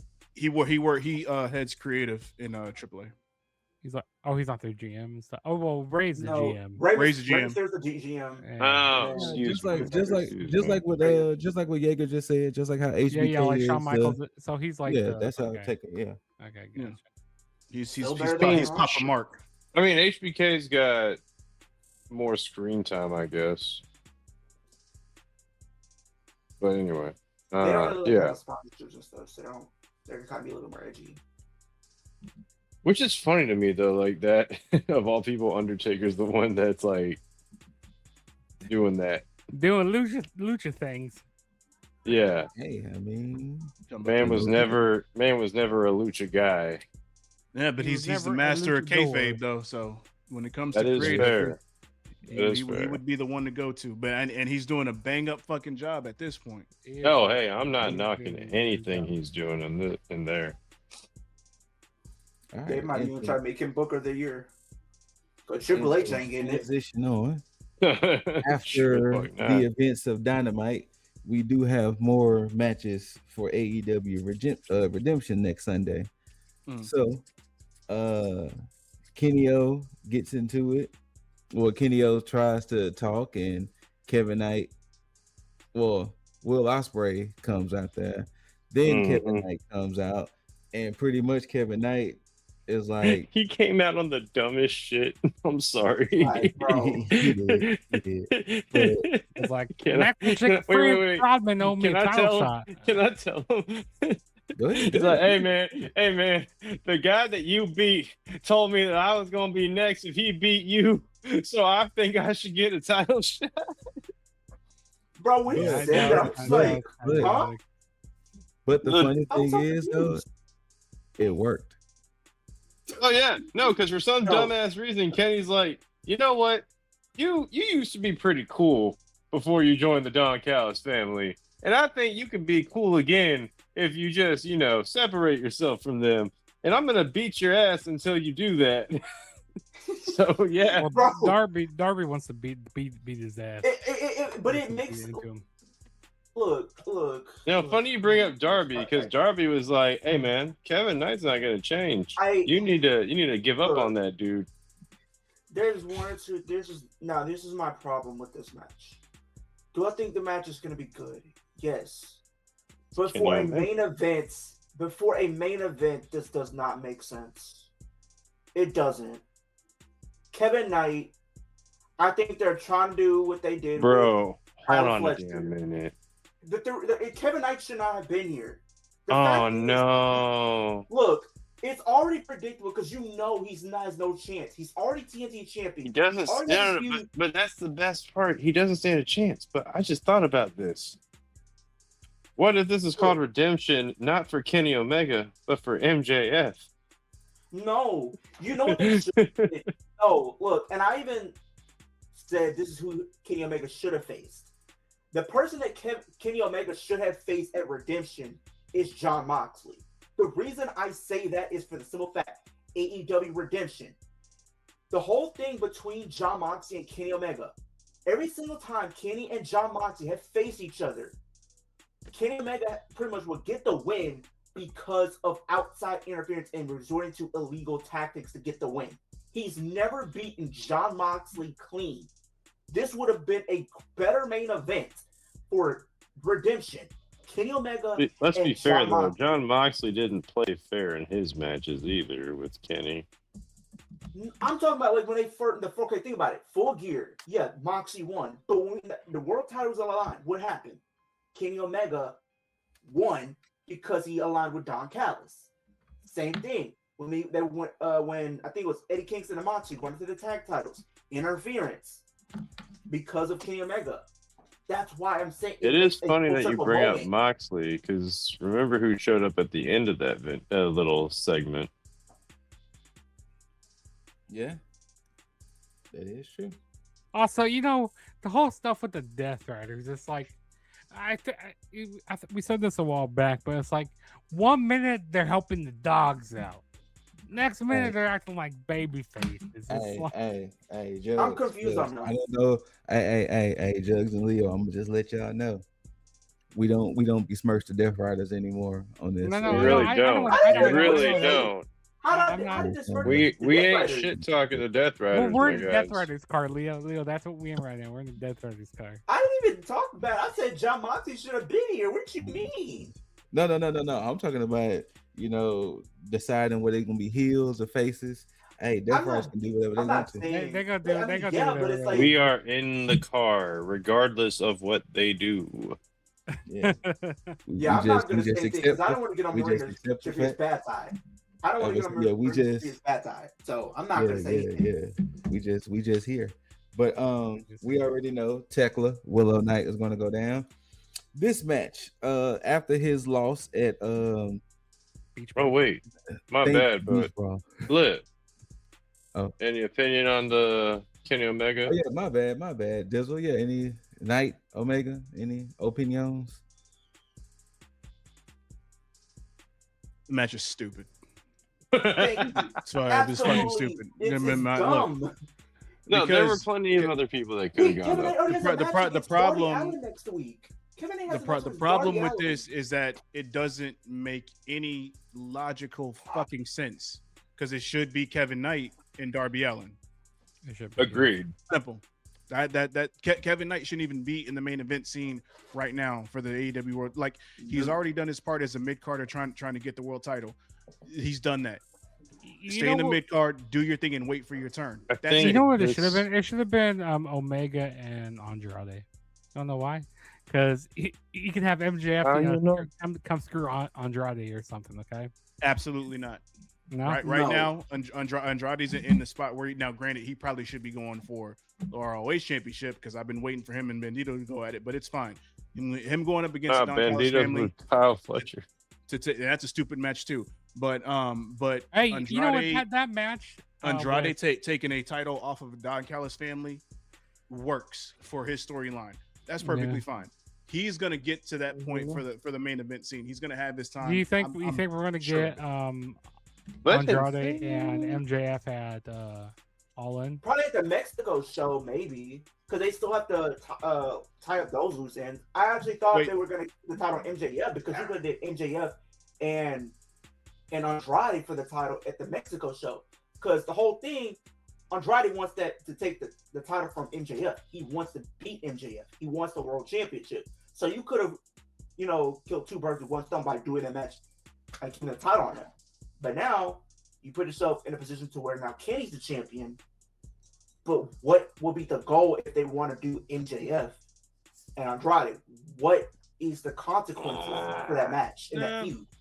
I think at this point, we keep Andrade feuding with the Don Callis family. Having him go against Mark Davis is the start. I think that we should get MJF and Andrade at All In. Oh. But I think Don Callis family should interfere with that match to continue the feud with Andrade,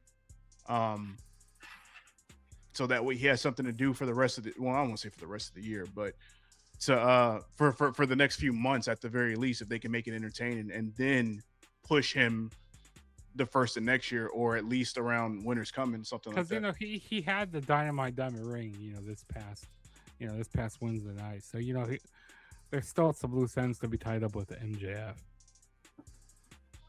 That man is never losing that diamond ring, bro. I hope people understand that. He's never losing it. Well, he currently lost it to Andrade. They need to. MJF should never see that fucking ring again in his goddamn life. I agree. Mm-hmm. You don't need to have a permanent weapon to use at all times. It became a also, I'm tired of MJ. Look, MJF is a great wrestler on his own. You don't need to have you don't need a constant sledgehammer to win a match. Triple H. Yes. Hey, you watch your goddamn mouth. You watch your goddamn mouth. Excuse me? No, I'm talking to Juggs. No, hey, he was agreeing with me, so you better watch his mouth too. You watch your goddamn mouth talking about Triple H. Hey, I like me Triple H. Triple H is always going to be a legend, but for some reason, the weapon that was always used whenever things got a little tough was a fucking sledgehammer. We could say the same thing for Moxie. I mean, okay, I'm not talking about Moxie. I'm shut up. Hey. I'm not saying now you can watch your goddamn mouth. But because I'm about to say, they got women for a minute. We'll move on to the moving on. The Painmaker is back. The Painmaker, Chris Jericho, is taking on Tommaso Ciampa. Man, you aren't even hyped about this. Okay, I'm gonna tell you why. Right? You're like this motherfucker Chris Jericho. I'm gonna tell you why. This is the thing. You can tell Chris Jericho is in this point to where they have to use him for something. They paired him with Tommaso for reasons. That's fine. They had their match at Beach Break where Tommaso gets the dub, even though he cheated. Then it's like, oh no, we're going to run it back, but I'm going to be the Painmaker. But then you run it back. But as of right now, it's not even a stipulation match. So it's like, why are you bringing out this persona and you didn't even attach a stipulation to this? First blood. It's going to have to be something silly because they still have a Dynamite to make a stipulation or so. So whatever. It's gonna be I'm better than the other match or some shit like that, because that's been the trope they've been running with. And the other matchup that was announced last night, Kyle Fletcher will be defending his international championship against the AEW Most Wanted Bandito. Boring. I can't wait. Wait, why boring? Bandito's a fantastic talent. Hey, don't you slander Bandito, even though he's on. I'm not saying either one of these. I'm not saying I hate Kyle Fletcher or Bandito, but that's the current theme I look at when I see these matches. Boring. Kenny Omega, Kevin Knight makes no sense. Makes no sense at all. Hold on a damn minute. I'm gonna stop you right there, man. Makes no sense. Like I'm gonna stop you have a right there. story going on right now. You can say storyline is a little out of like a little misplaced or whatever the fuck, but you are not gonna call these matches boring because that is far from what these wrestlers will present you with. The reason I'm saying the matches are boring because I have no reason to invest in a lot of these matches, except the only match I honestly care about on this card is Thekla and Willow. That's the only match I care about because they put some story into this match. Willow won the Casino Gauntlet to win this match. It makes sense. There's a story. You have the stuff going on with Willow and Mercedes. There's stuff to be invested in. There's no reason to get invested in matches where I know what's going to happen, and it makes no sense because look at Kevin Knight. He should not be in the world title picture right now. He has a match with Darby Allin next week. So you telling me if he were somehow to lose this match against Darby, he has to turn around to face Kenny Omega, which he's going to lose. No. That's the whole damn point. They're not going to have him win or lose against Darby. Like, John Callis' family is going to be the thing. Yeah, I get that. But still, there's no reason I'm going to buy into this match or this idea that he's going to become a world champion because we know it's not. Kenny Omega needs a championship win before he fucking goes on against Ospreay. That's all that comes down to at the end of that one. Yeah, but he could have put someone else here. That's why I said Kenny Omega. Like I said, there is the curveball that this could just be redemption for MJF, and he fucks over Kenny Omega, and Kevin Knight ends up being a Kevin 2 belt. Nah, it's not gonna happen, bro. Look. I stand on this hill.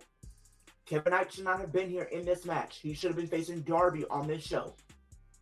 Kenny Omega should have been facing Jon Moxley on this show. That way he can finally beat Jon Moxley clean. You know, I thought this was going to be where Kenny Omega actually wins the world title. I thought they were going to have MJF and Omega. I thought this was going to, yeah, I'm right there with you. I thought this was going to be, or I thought 2 weeks ago it was going to be a fuck finish. And then we were going to have redemption with MJF versus Kenny for the actual belt. But we didn't get that. And that's fine too. Well, it's that Kyle Fletcher and Bandito match. The fact that we got a Kenny Omega versus MJF, that was amazing. That Fletcher and Commander match that we had this past week. I'm not saying these matches. Hey, we're gonna get to that. That's what I'm trying to put out there. I'm not saying the matches are not going to be good because I know they are. My problem is fuck out of here with boring story. You act like WWE's making masterpieces. I'm not saying that. I'm not saying it either. But the fact is, we're getting stories. There's no story here. What stories are you telling outside of Willow and Thekla and Tommaso and Chris Jericho? There's nothing. The stuff with Andrade, that's cool, but like, he should not be facing Mark Davis. You should have Andrade and Kyle Fletcher. That makes more sense. He should not be facing Mark Davis. I get it. You're trying to build up Mark Davis to be this monster. I appreciate that. But we shouldn't have Andrade. Now, that's where I'll agree with you. We could have had Bandito versus Mark Davis and Kyle Fletcher and Andrade. But they don't want to have, we don't want to have Kyle Fletcher go up against Andrade because both are hot right now. We don't want to have Bandito and Mark Davis because as much as that's cool, I don't think too many people would be invested in that. I think we want to see Andrade win a belt. That's why he's probably going to go against Mark Davis and win. We don't want to see Kyle Fletcher drop the belt yet. That's why he's going to go up against a viable opponent, which is Bandito. You know, Bandito's going to take a little hit. Hold on. You know what makes this even great? Because, you know, y'all mentioned it. Davis is defending the national championship against Andrade. You know what's making it so much greater? Because it just hit me as y'all was going back and forth and all of this. The fact that y'all have so much discourse over a throwaway pay-per-view is funny. It is very much a pay-per-view. Because he was the one that was calling it boring. I'm just trying to defend it that it's not going to be boring.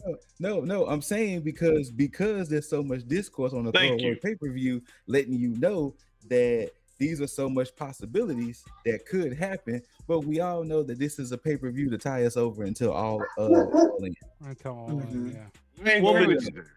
Now, but here's the thing about it though. Boring would technically be an accurate term. Now here's the thing. Will the matches be entertaining? Absolutely. Yeah. But will you care? No. That's the problem. That is the thing here. Because there's nothing now. Granted, Tecklin Willow, I want to see Tecklin Willow. Yeah, I don't mind seeing Mark Davis and Andrade because they can tell a story in the ring. Because you want to see Andrade win. No, not even for that. I happen to like Mark Davis. Okay, but the thing is, and even with Kenny and Kenny Omega and Kevin Knight, that on paper is a fantastic match. But why did they need to have this pay-per-view in the first place, to be honest? Because they have to give us I can't say palette. They have to give you a bridge between this show and like all. You gotta get Kenny with a defense under his belt. Well, that too. Now, could you have Kenny run the gauntlet on Dynamite before then? Yeah, but. You know, we had Darby do that on weeks back to back. So they're not gonna do that to be honest, it should have been, and we talked about this last week. It should have been Omega taking the title off of Darby because, like, you have all these title changes. No. Back. No. He shouldn't have taken. No, not off Darby. No. Because, like, Darby, he's running the gauntlet and all that, and then Omega goes like, "Hey, sorry, brother. It makes sense for him to take it from MJF. He goes like, I have to do it to you." It makes sense for him to do it for me because we're doing so much. We're doing so much hot potato with the belt right now, which is not a bad thing because it's a flashback to the 2000s. We were seeing people not have these long, lengthy reigns. We were seeing the world championship change hands every 2 months, every 4 months. Now when Ospreay gets in, that's gonna be a pretty lengthy reign. Yeah, he's gonna. As it should. He should at least get 6 months out of it. You know who's gonna take the title off of Ospreay? It's gonna be Kyle Fletcher. I'm saying it right now. It's gonna be Fletcher.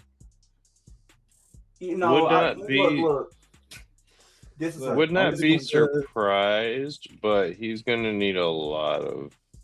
Only because I want to be the asshole. I want Will Ospreay as much as I'm loving the Billy Goat. I want them to pull the shock and have him have a Sami Zayn title reign. Wow, Ospreay has that bitch. Look. If we go with a 6 month reign with Will Ospreay, you want the 9-day title reign for the Billy Goat? Okay. So I'm gonna tell you why. No, I want to hear this. I think I see where you're going. It will.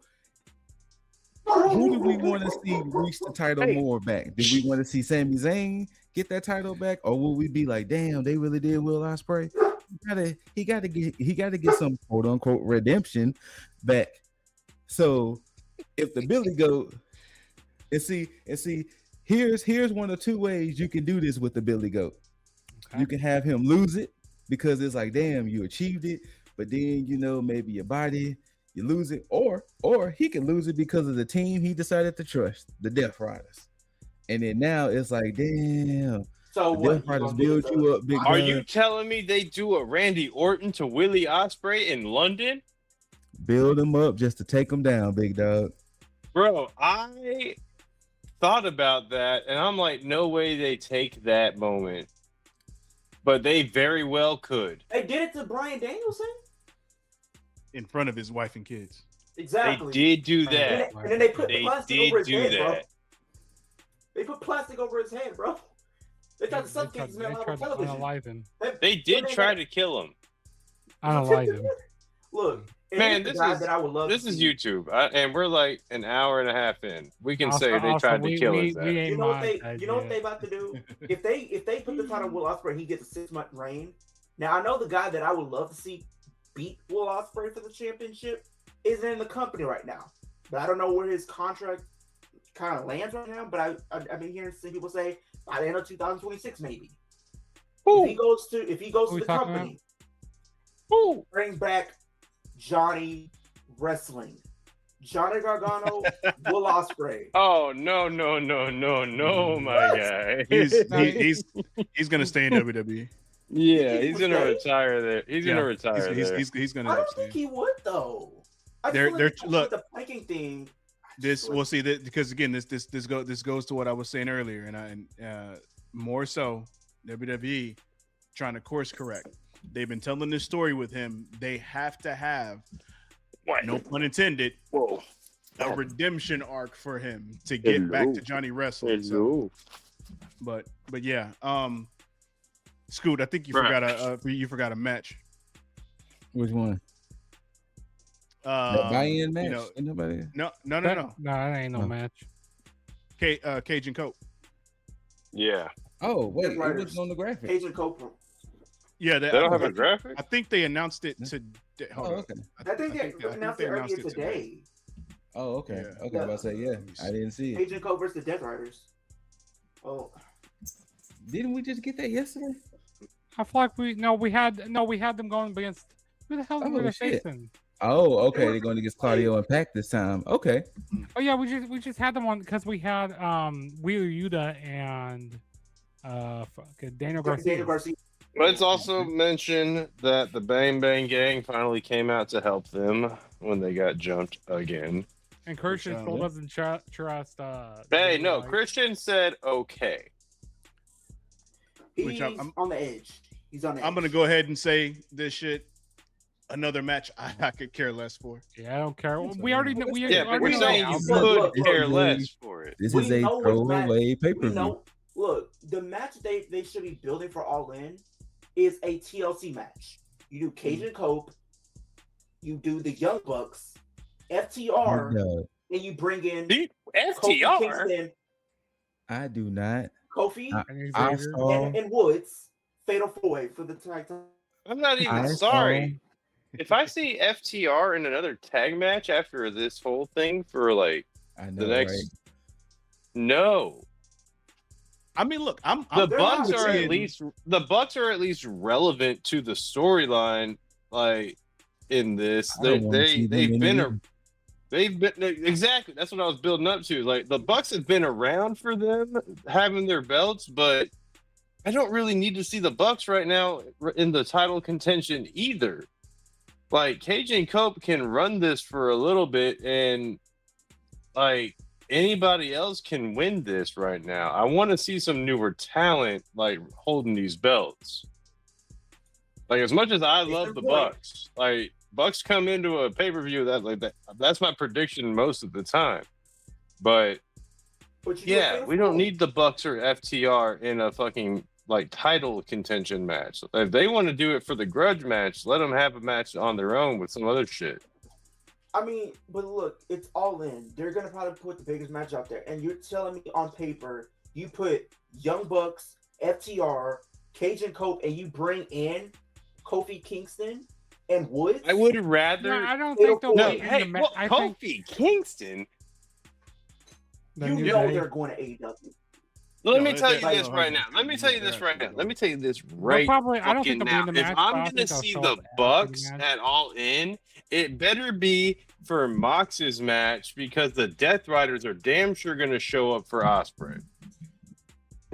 I mean, why did I say Mox's match? Sorry, Kenny Omega and Ospreay's match. Because, yeah, the Death Riders are damn sure going to show up for Ospreay. I better see the Bucks show up for Kenny.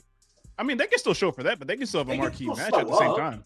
I mean, if they have a match, that's fine, but it's not going to be involving the belt. No, but the thing is, they don't have to win.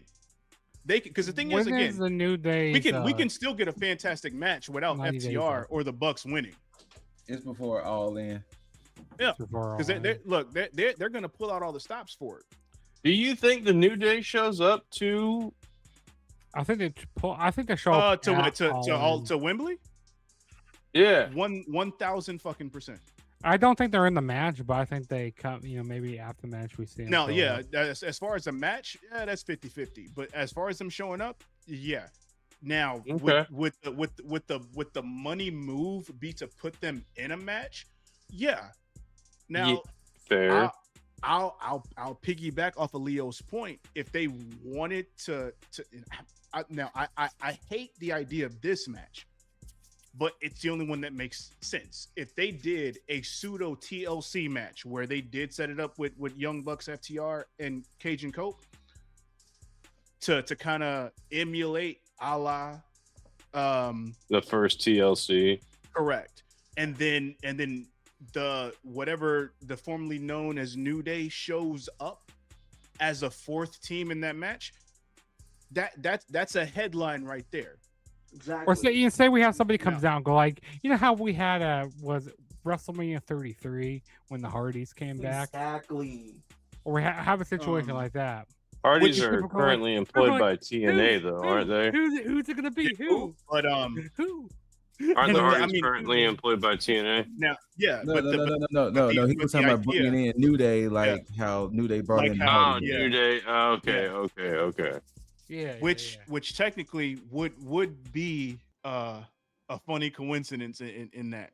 Now, it would really have to be all of those elements playing together, because I don't think anything else would work. Because having a regular 4-way tag match, I think would be stupid to bring them in on that. Because it would have to be a monumental tag match for that to be the case. Other than that, then the only thing that you do if you do bring them in, which they will, but the only thing to do is what they did with Mercedes, where she was just in the stands. You have them backstage somewhere, or just show them on camera. Or we have like what happened after what was it? All Out? Was it 22? Because we had like freaking Dale come out. Or just Dynamite last week where Cole Mercedes was hanging out. Yeah. Oh, All Out 20 or All In 22 when everybody showed up for everything. I thought it was All Out. So it all out? So, I mean, yeah, it might have been All Out. Yeah, it might have been. Because like everybody was showing up. Everybody debuted. Danielson showed up. It's like, oh my Although God. Danielson was more surprising than Cole, because Cole everybody was anticipating. Yeah. Mm-hmm. Yeah. So I don't know, man. Whatever they want to do, as long as it's cool, I'm cool with. But if it sucks, I'm gonna bash the fuck out of it. But this match here, I mean, we already know the results. For Redemption, we already know who's winning.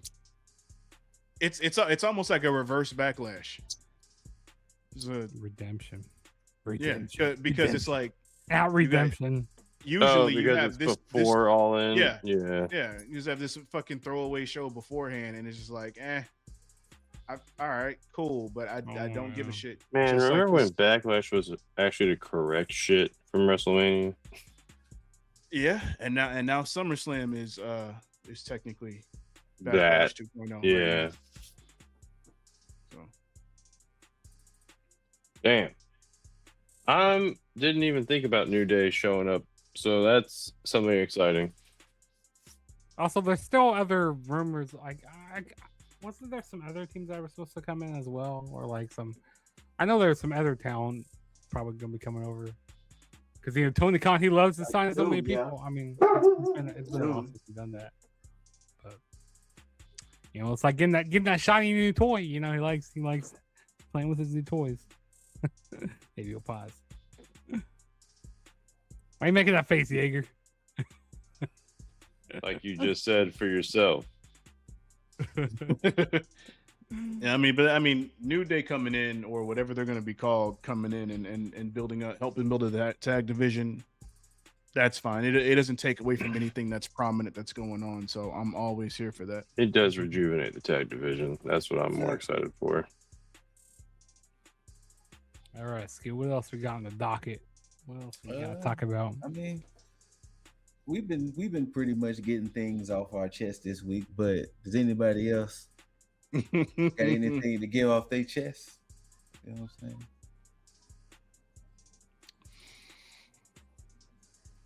saying? I know Jaeger wants to get some off his chest, and Dizzle, you be thinking over there. You like, yeah, I want to get something off my chest. No, the gears are always turning in my head. I honestly don't know. I don't know. I can't call it. Yeah, I can't call anything. I have to get off my chest this week, which is crazy. Comments aside, if we actually have Vince McMahon show back up into WWE in some capacity, whether it be the creative room or actual TV, I don't know how I can not watch any more than I already have. Oh, I'm jumping ship. Like, I don't think I'm watching even because I've been watching reviews, but I don't think I'm even going to pay attention to those anymore.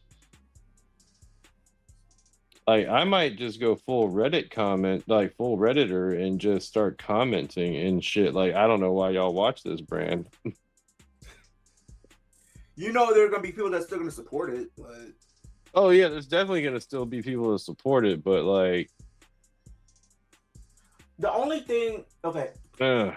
If they bring Vince McMahon back in anything, it should be as far as, like, overall, like, marketing when it comes to just, like, your tickets. When it comes to that... Leo. No Vince McMahon.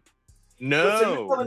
So you're telling me you rather Vince McMahon come back only for tickets? Just that I don't want Vince McMahon at all. He Zero. If he's gonna be, Goose egg, nada, zilch. But I much rather his ticket strategy than TKO's ticket strategy, because at least Vince McMahon was not pricing out fans.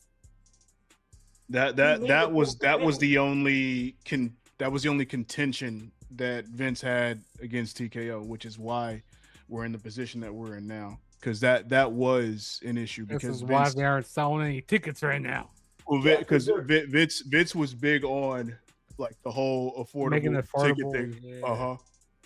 Because that bottle. Because outside of all the y'all act bullshit. like anybody else can't adopt that mindset. You're telling me Hunter cannot adopt that mindset? You're telling me Stephanie or anybody else? Look, wait. This is where we take the bias out. The reason why Vince McMahon makes the most sense is because he's already been doing this, so he already understands the market. Let's not say, look, again, bullshit aside. And again, this is lit. Because it has to be said. Because again, I am the one person who can easily separate artists from the art. I don't give a shit. Yeah, I can acknowledge the bad shit. And this goes to the whole Chris Benoit conversation that I had a long time ago. One of my top 5 professional wrestlers, in-ring competitors all fucking day, every day. Is Chris Benoit. Fucked up what he did 1000%. No taking that back. Hulk Hogan, what he said, bad 1000%. I can acknowledge the fact that this man made waves for the professional wrestling industry, which is why all of us are fans today. Whether you love him, hate him, indifferent, doesn't fucking matter. The same thing with Vince McMahon. What he did, absolutely atrocious, deplorable bullshit. But can I acknowledge the fact that what he did for the industry, 1000%. And I've agreed with you there. Okay, now, but when it comes to this, thank you for everything you've done. Now stay the fuck away. Now. And it's not anybody lobbying for him to come back, but if there was a situation where, again, the rumors happen to be true, if he gotta come back or they are bringing him back in any capacity, let that capacity be the family friendly ticket sale shit. You ain't got to be on TV. You ain't got to deal with no creative. You stay your ass at home, get on the phone, call all these bookers and establishments and say, hey, I need this shit done. Hang up the phone, go about your business, ain't got shit else to do. Just implement whatever the fuck you implemented so TKO ain't got to have their grubby hands and shit, and then take away from us that then drives away business. I'm saying keep the business moving for the family friendly and affordable shit, so that way we can enjoy it the right way and stay your ass over there. You can work from home. You ain't gotta be, don't I don't need you looking at anything creative.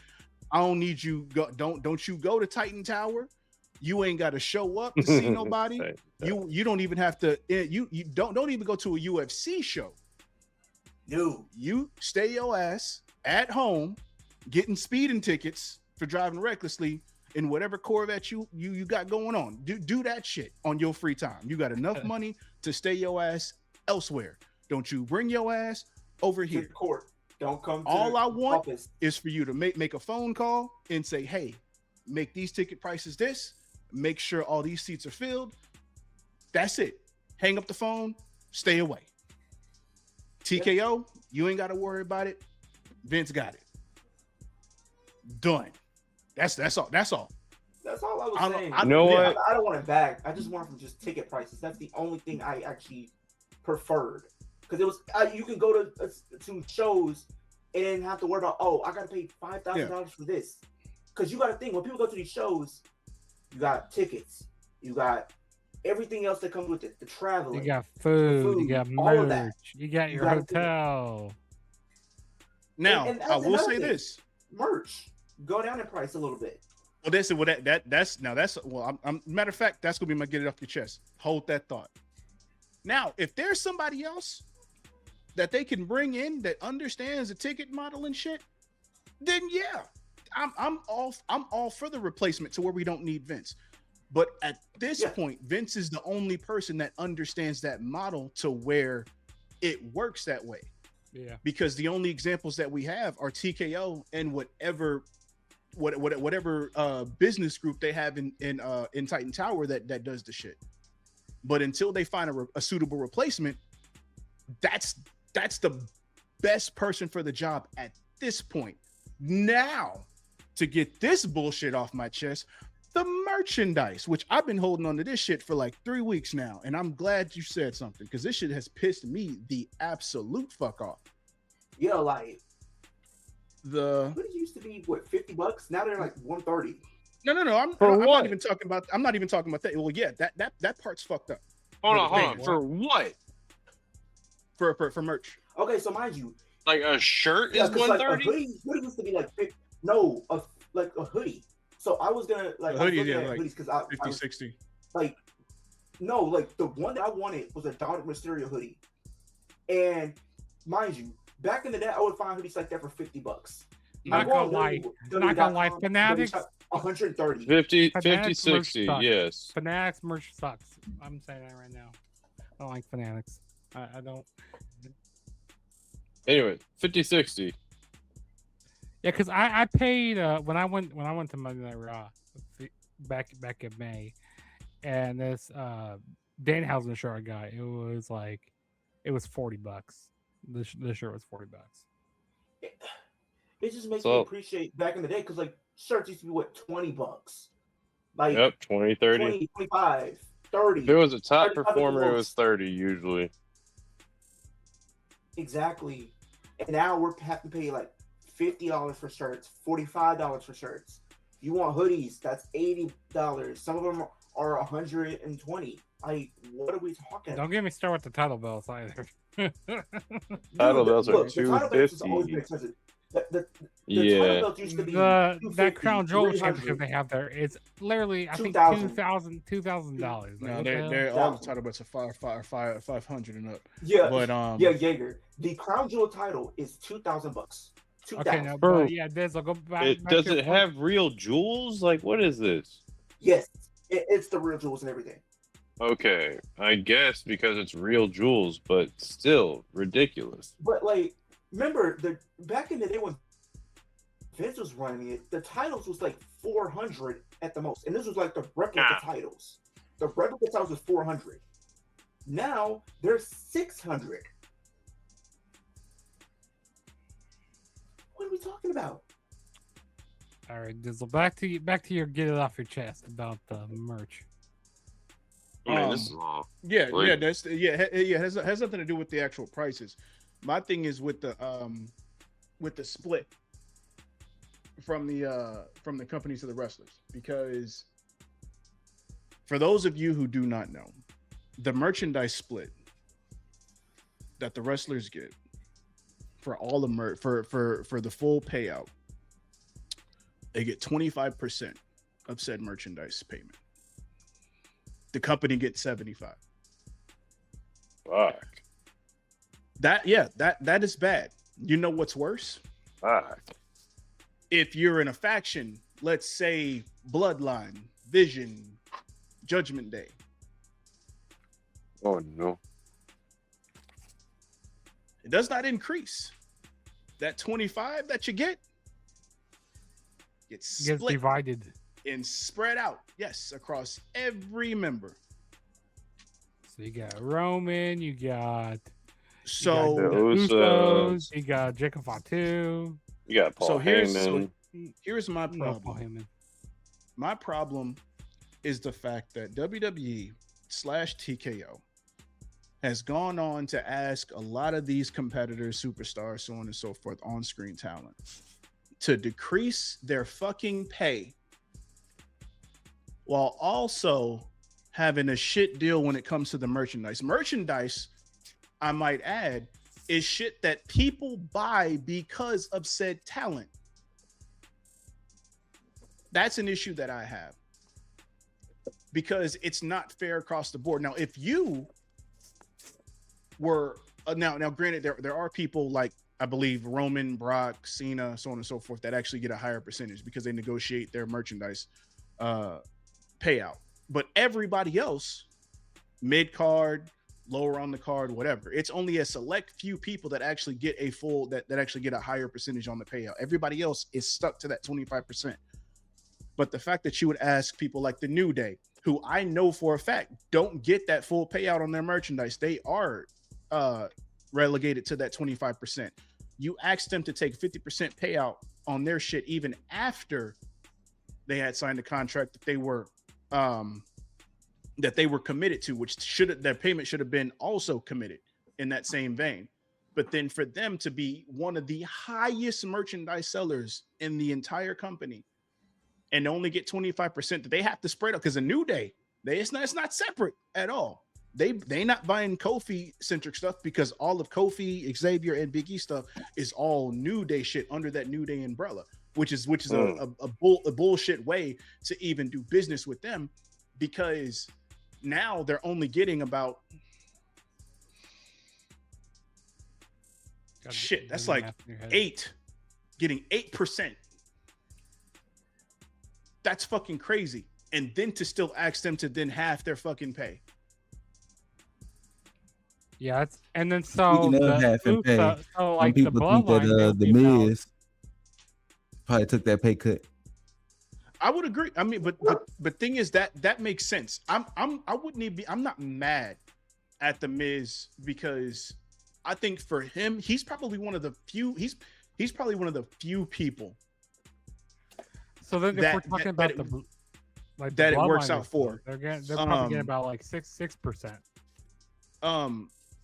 Well, no, it's spread out 6 ways. But for but to go back to the whole Miz situation, the Miz, I think it's a better deal that works for him, because I don't think Miz as an on-screen character works anywhere else.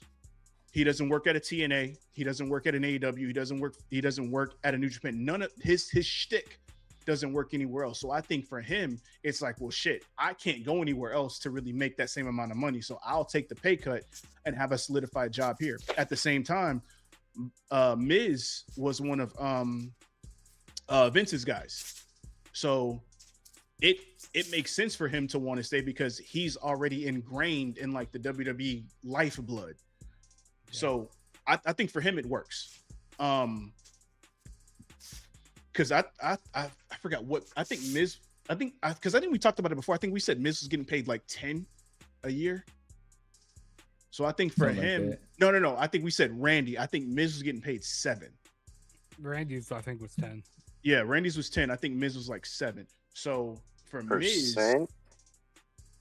huh? Sorry, No, 7 mil a year. Okay. And then for his salary. Randy's getting 10 mil a year. Yeah. To be a part timer. Let's see. Fuck, I'll take that. Can I go work back in cake? Can I be in catering? Because the Miz is not losing his job at all. Hell, I'll go be a jobber. I'll go out there and be a jobber. I would be a jobber for 10 mil a year, easy. Okay, so Miz did take the pay. He did take the pay cut. He's getting paid what is the? 2.5 now. I'm curious. What is the? What is he? minimum? Wait, no, Miz- hey, Miz is getting paid 2.5 now. So he did take it. that's a He big did- pay he- cut from he 7 to took the cut. 2.5. What is the minimum fair. for a wrestler? Huh? What's What's the minimum pay for a WWE wrestler? I think it's like 500,000. Shit, I'll take that. But I think that's the lowest pay for main roster. I think when it comes to NXT, I think they're only getting paid between 70 and maybe 120. To be fair, I'd still rock that 60-70. For real, dude. I mean, I'd do whatever. To be Yeah, fair, NXT is 50 to 150. I just want that paycheck. I just want the 50 paycheck. to 150. Now that you could rock an office job for 50. So they're pretty much. And I think the upper. I think if you are one of the bigger guys in NXT, I think you could potentially make up to 250, but that's about it. And then from there, then you get up to the 400,000 and 500,000 for getting into the main roster. But yeah. So, but I mean, yeah, but the whole payment structure that they have is pretty much fucked up, because it's like how much money do you need to take away from everybody else to where it doesn't work? Because it's like you're already getting 75% of merchandise sales off the bat, and then making everybody else put the other shit, and then you're making everybody take 50% of a cut when you have 2 certifiable companies in UFC and WWE that are worth over $1 billion, and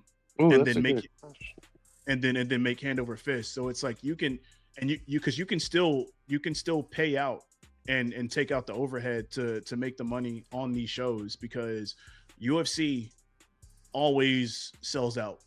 So they're always making that money. Now, granted, yes, they do have a lot of pay, but even the UFC fighters don't make that much unless you're top billing, and you have to be top billing, like Conor McGregor. did UFC fighters take a pay cut at all?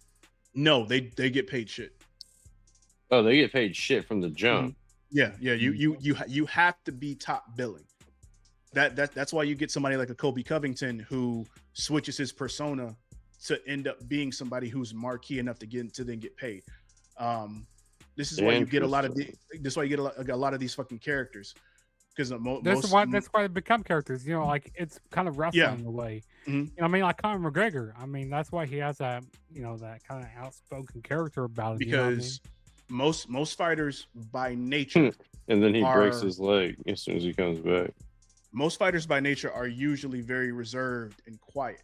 You know, they're not somebody that you're gonna make a spectacle out of. So a lot of people that are on UFC are usually playing a fucking character. That's why I get drawn into wrestling a lot more, you know, because I like the storytelling. I like the character aspect. I mean, I like UFC as well, but it's like you have like a, you know, like with the Conor McGregor situation. I mean, you know, we're kind of getting off topic here, but with the Conor McGregor situation, you know, you just don't, you feel like you wanting more, you know, you want to see the fight longer. But yeah, I mean, it depends on how you look at it. Don't knock yourself out in round 1, but don't break your leg in round 1. Yeah, it's just situations like this. Now normally I don't, you know, I usually trust companies to operate the shit the way they operate. But when you're looking at it from a perspective of, okay, well, these guys get paid this, and now it's really TKO at this point that has made me look at WWE in this light, because before it wasn't a situation where we would worry about pay. But when you got to a situation where you're egregiously asking somebody to cut their pay in half, especially when it comes to people like The Miz, like a New Day, like a Randy Orton, which Randy Orton hasn't taken a pay cut yet, but you know, New Day, Miz, asking these guys to take a pay cut after all the work that they've put in. Yeah. That's for me, when I look at it, it's like that's their pay. They put in, Kofi alone put in 10 plus years in the business in WWE without any issues. He has not been a problem.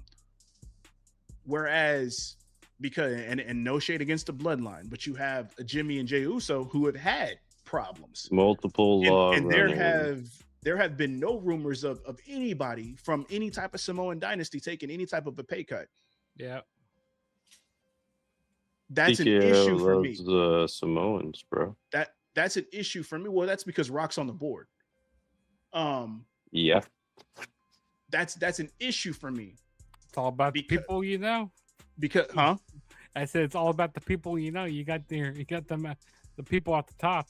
Well, I mean, yeah, but you I say think, that, but at the same time, Rock is about to come back to WWE and make a little money himself. Yeah, but I mean, again, it's the way that things are ran and the way that things could be ran. Now, of course, I don't have the ins and outs of the logistics of what they could do, but there are certain things you can objectively look at and say, okay, it should be the same across the board. If you're going to cut here, you should cut here. You know, if you're going to have part-timers, they need part-time pay. They shouldn't get full-time pay. You know, you shouldn't give merch is like the percentages for the merch is like for AEW wrestlers, or even when it comes to the merch. If you're going to cut pay, then give these guys more percentage on the merch they sell, because then they can go out and then you can have a Jey Uso that goes out there and then I can look at the situation where he's like, run it back. I'm like, okay, you know what? He trying to make more money off his shirts. Let him run it back. You want Rusev Day? Bring Rusev Day back. Let him make his fucking money, because at that point they're selling their shit. But if you're gonna have it to the point where you cut Day back, where you cut their pay then you handcuff them on the percentage of the merch, it's like, what do you expect them to do? No wonder a Sheamus left. No wonder New Day didn't take the fucking pay cut. Didn't take the pay cut. It's like, it's no wonder why you get disgruntled people leaving the company and then talking shit on the company right after the fact, because that business practice is bullshit. AKA Moxley. So, that man lit into WWE. Well, yeah, he did, but when it comes to that Mox, was pre-TKO. I'll admit. He didn't. Mox didn't leave due to the money though. He left because he left because of creative. Yes. Yeah. Which again, completely understandable. But yeah, that was my extensive get it off the chest. It's just because that shit irks the fuck out of me. Because and it's only because of how visible everything is. Now, if it was kept under wraps and we didn't know all this shit, then I probably wouldn't have any gripe, because I wouldn't know shit. But me being able to look at the shit, look at the numbers, look at the percentages, and be like, okay, well, that shit's fucked up. Where do you find the percentages at? Like, where you going to? A lot of that, it starts with a Google search, and then it continues on going down a fucking rabbit hole. So I can't tell you everything that I've looked at or how to get there. I just know I started at one spot. So I'm wondering what the percentages are for the merch for like AEW wrestlers. That I don't know. It's definitely, you know, I mean, it's higher than. But I would assume that theirs is way more independent.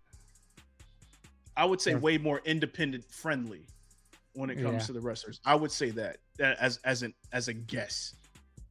Because those and also those wrestlers are, you know, AEW wrestlers are able to go work different shows as well. So, you know, like they say they're like at an independent show, and like there's, you know, they got a table and they're selling merch there. You know what I mean? So that merch, whatever they get from a fan or whatever, buying their t-shirts at the event, Yeah, so it's definitely more independent friendly, like you said.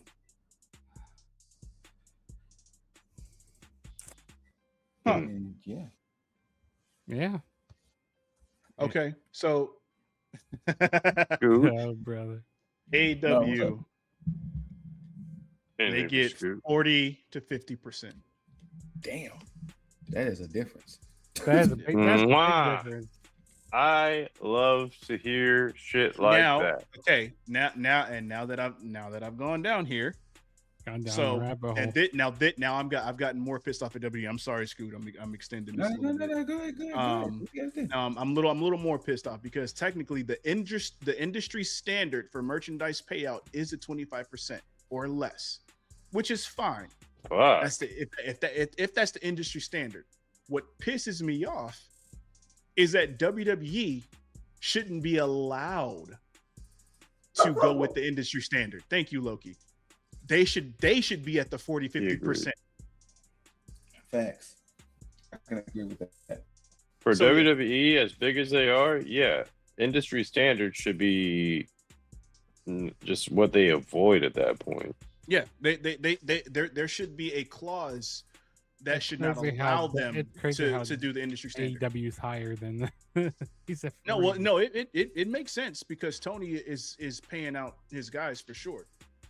Yeah. Yeah, but I mean, us, the fans, are also doing that whenever we buy their merch at the booth. Yeah. And I would look, if I see the same prices, if I see $40 for a t-shirt, which I've shown y'all prices when I go to shows, because I always ask y'all, hey, y'all want anything? But like I see $40 for a shirt, I feel better knowing that 20% of that, or like $20 of that $40 shirt are gonna go to the wrestler. Rather than what, 10, 8? Like say I go buy like a Danhausen shirt at Monday Night Raw or something, and it's like, hey, why you looking? Say it's a $40 shirt, and they only get 25% of that. They only get $10 versus the 20 that Danhausen should be getting, and that he did get when he was with AEW. Yeah, because he's one of the top sellers right now in WWE. But yeah, that's crazy. Yeah. But again, that's gonna be. I'm pretty sure we're gonna double back on this one at some point because it's one of those things. It's just one of those things when it comes to money, and when we end up talking about money, WWE, TKO, and then the comparison between AEW. Fucking the money. It's always gonna be a topic of conversation. But yeah, that's my get it off your chest. Well, with the possible longest get it off your chest and get it off your chest segment, I will. Not only that he's getting it off his chest, you prepare to hear him again because I'm gonna pass it off to him so he can do that thing that he do so well. So hey, if you didn't get enough lip dizzle, guess what? You're getting more. You got another 30 seconds of him. Yeah, right. Go ahead, birthday boy. So whether you loved it, hate it, don't forget to rate it. Thumbs up, thumbs down. Make sure to leave all your comments, questions, concerns down below. I know Leo's out of here, but make sure you leave your congratulations down for him for him finally, winning his first Tag Predictions Championship. I don't know how long it's going to be. It may not last much longer. Who knows? But also make sure you tag the subscribe button, tag the like button, tag notification bell, so that way you get updated, notified on everything that we drop on a daily, weekly, monthly basis. Make sure you go and check out Juggs' channel, check out Leo's channel. Like I already said, they drop in reviews, live streams, etc. Do yourself a favor, go watch that shit. Let me go ahead and warm up the Too Sweet for the Bros and everybody else at home, whether you're watching on TV screen, phone screen, computer screen, smoke signal, I don't know, wherever YouTube your is tablet, shit. your shit. Whatever it is. With a good old bada bada bada bada bada bada bada bada bada bada bada bada bada bada bada bada bam. Damn. And of course, until you see these handsome faces and hear these immaculate voices, we bid you all adieu. And until next time, you beautiful, beautiful, beautiful, beautiful, beautiful, beautiful, beautiful, beautiful, beautiful mother effers. Tag the fucketh. Click, click. Ow. Oh. Happy birthday, Dizzle. Dollars make a way to make a change. Gotta be insane to make them same mistakes again. So I'm switching lane to lane. Pray to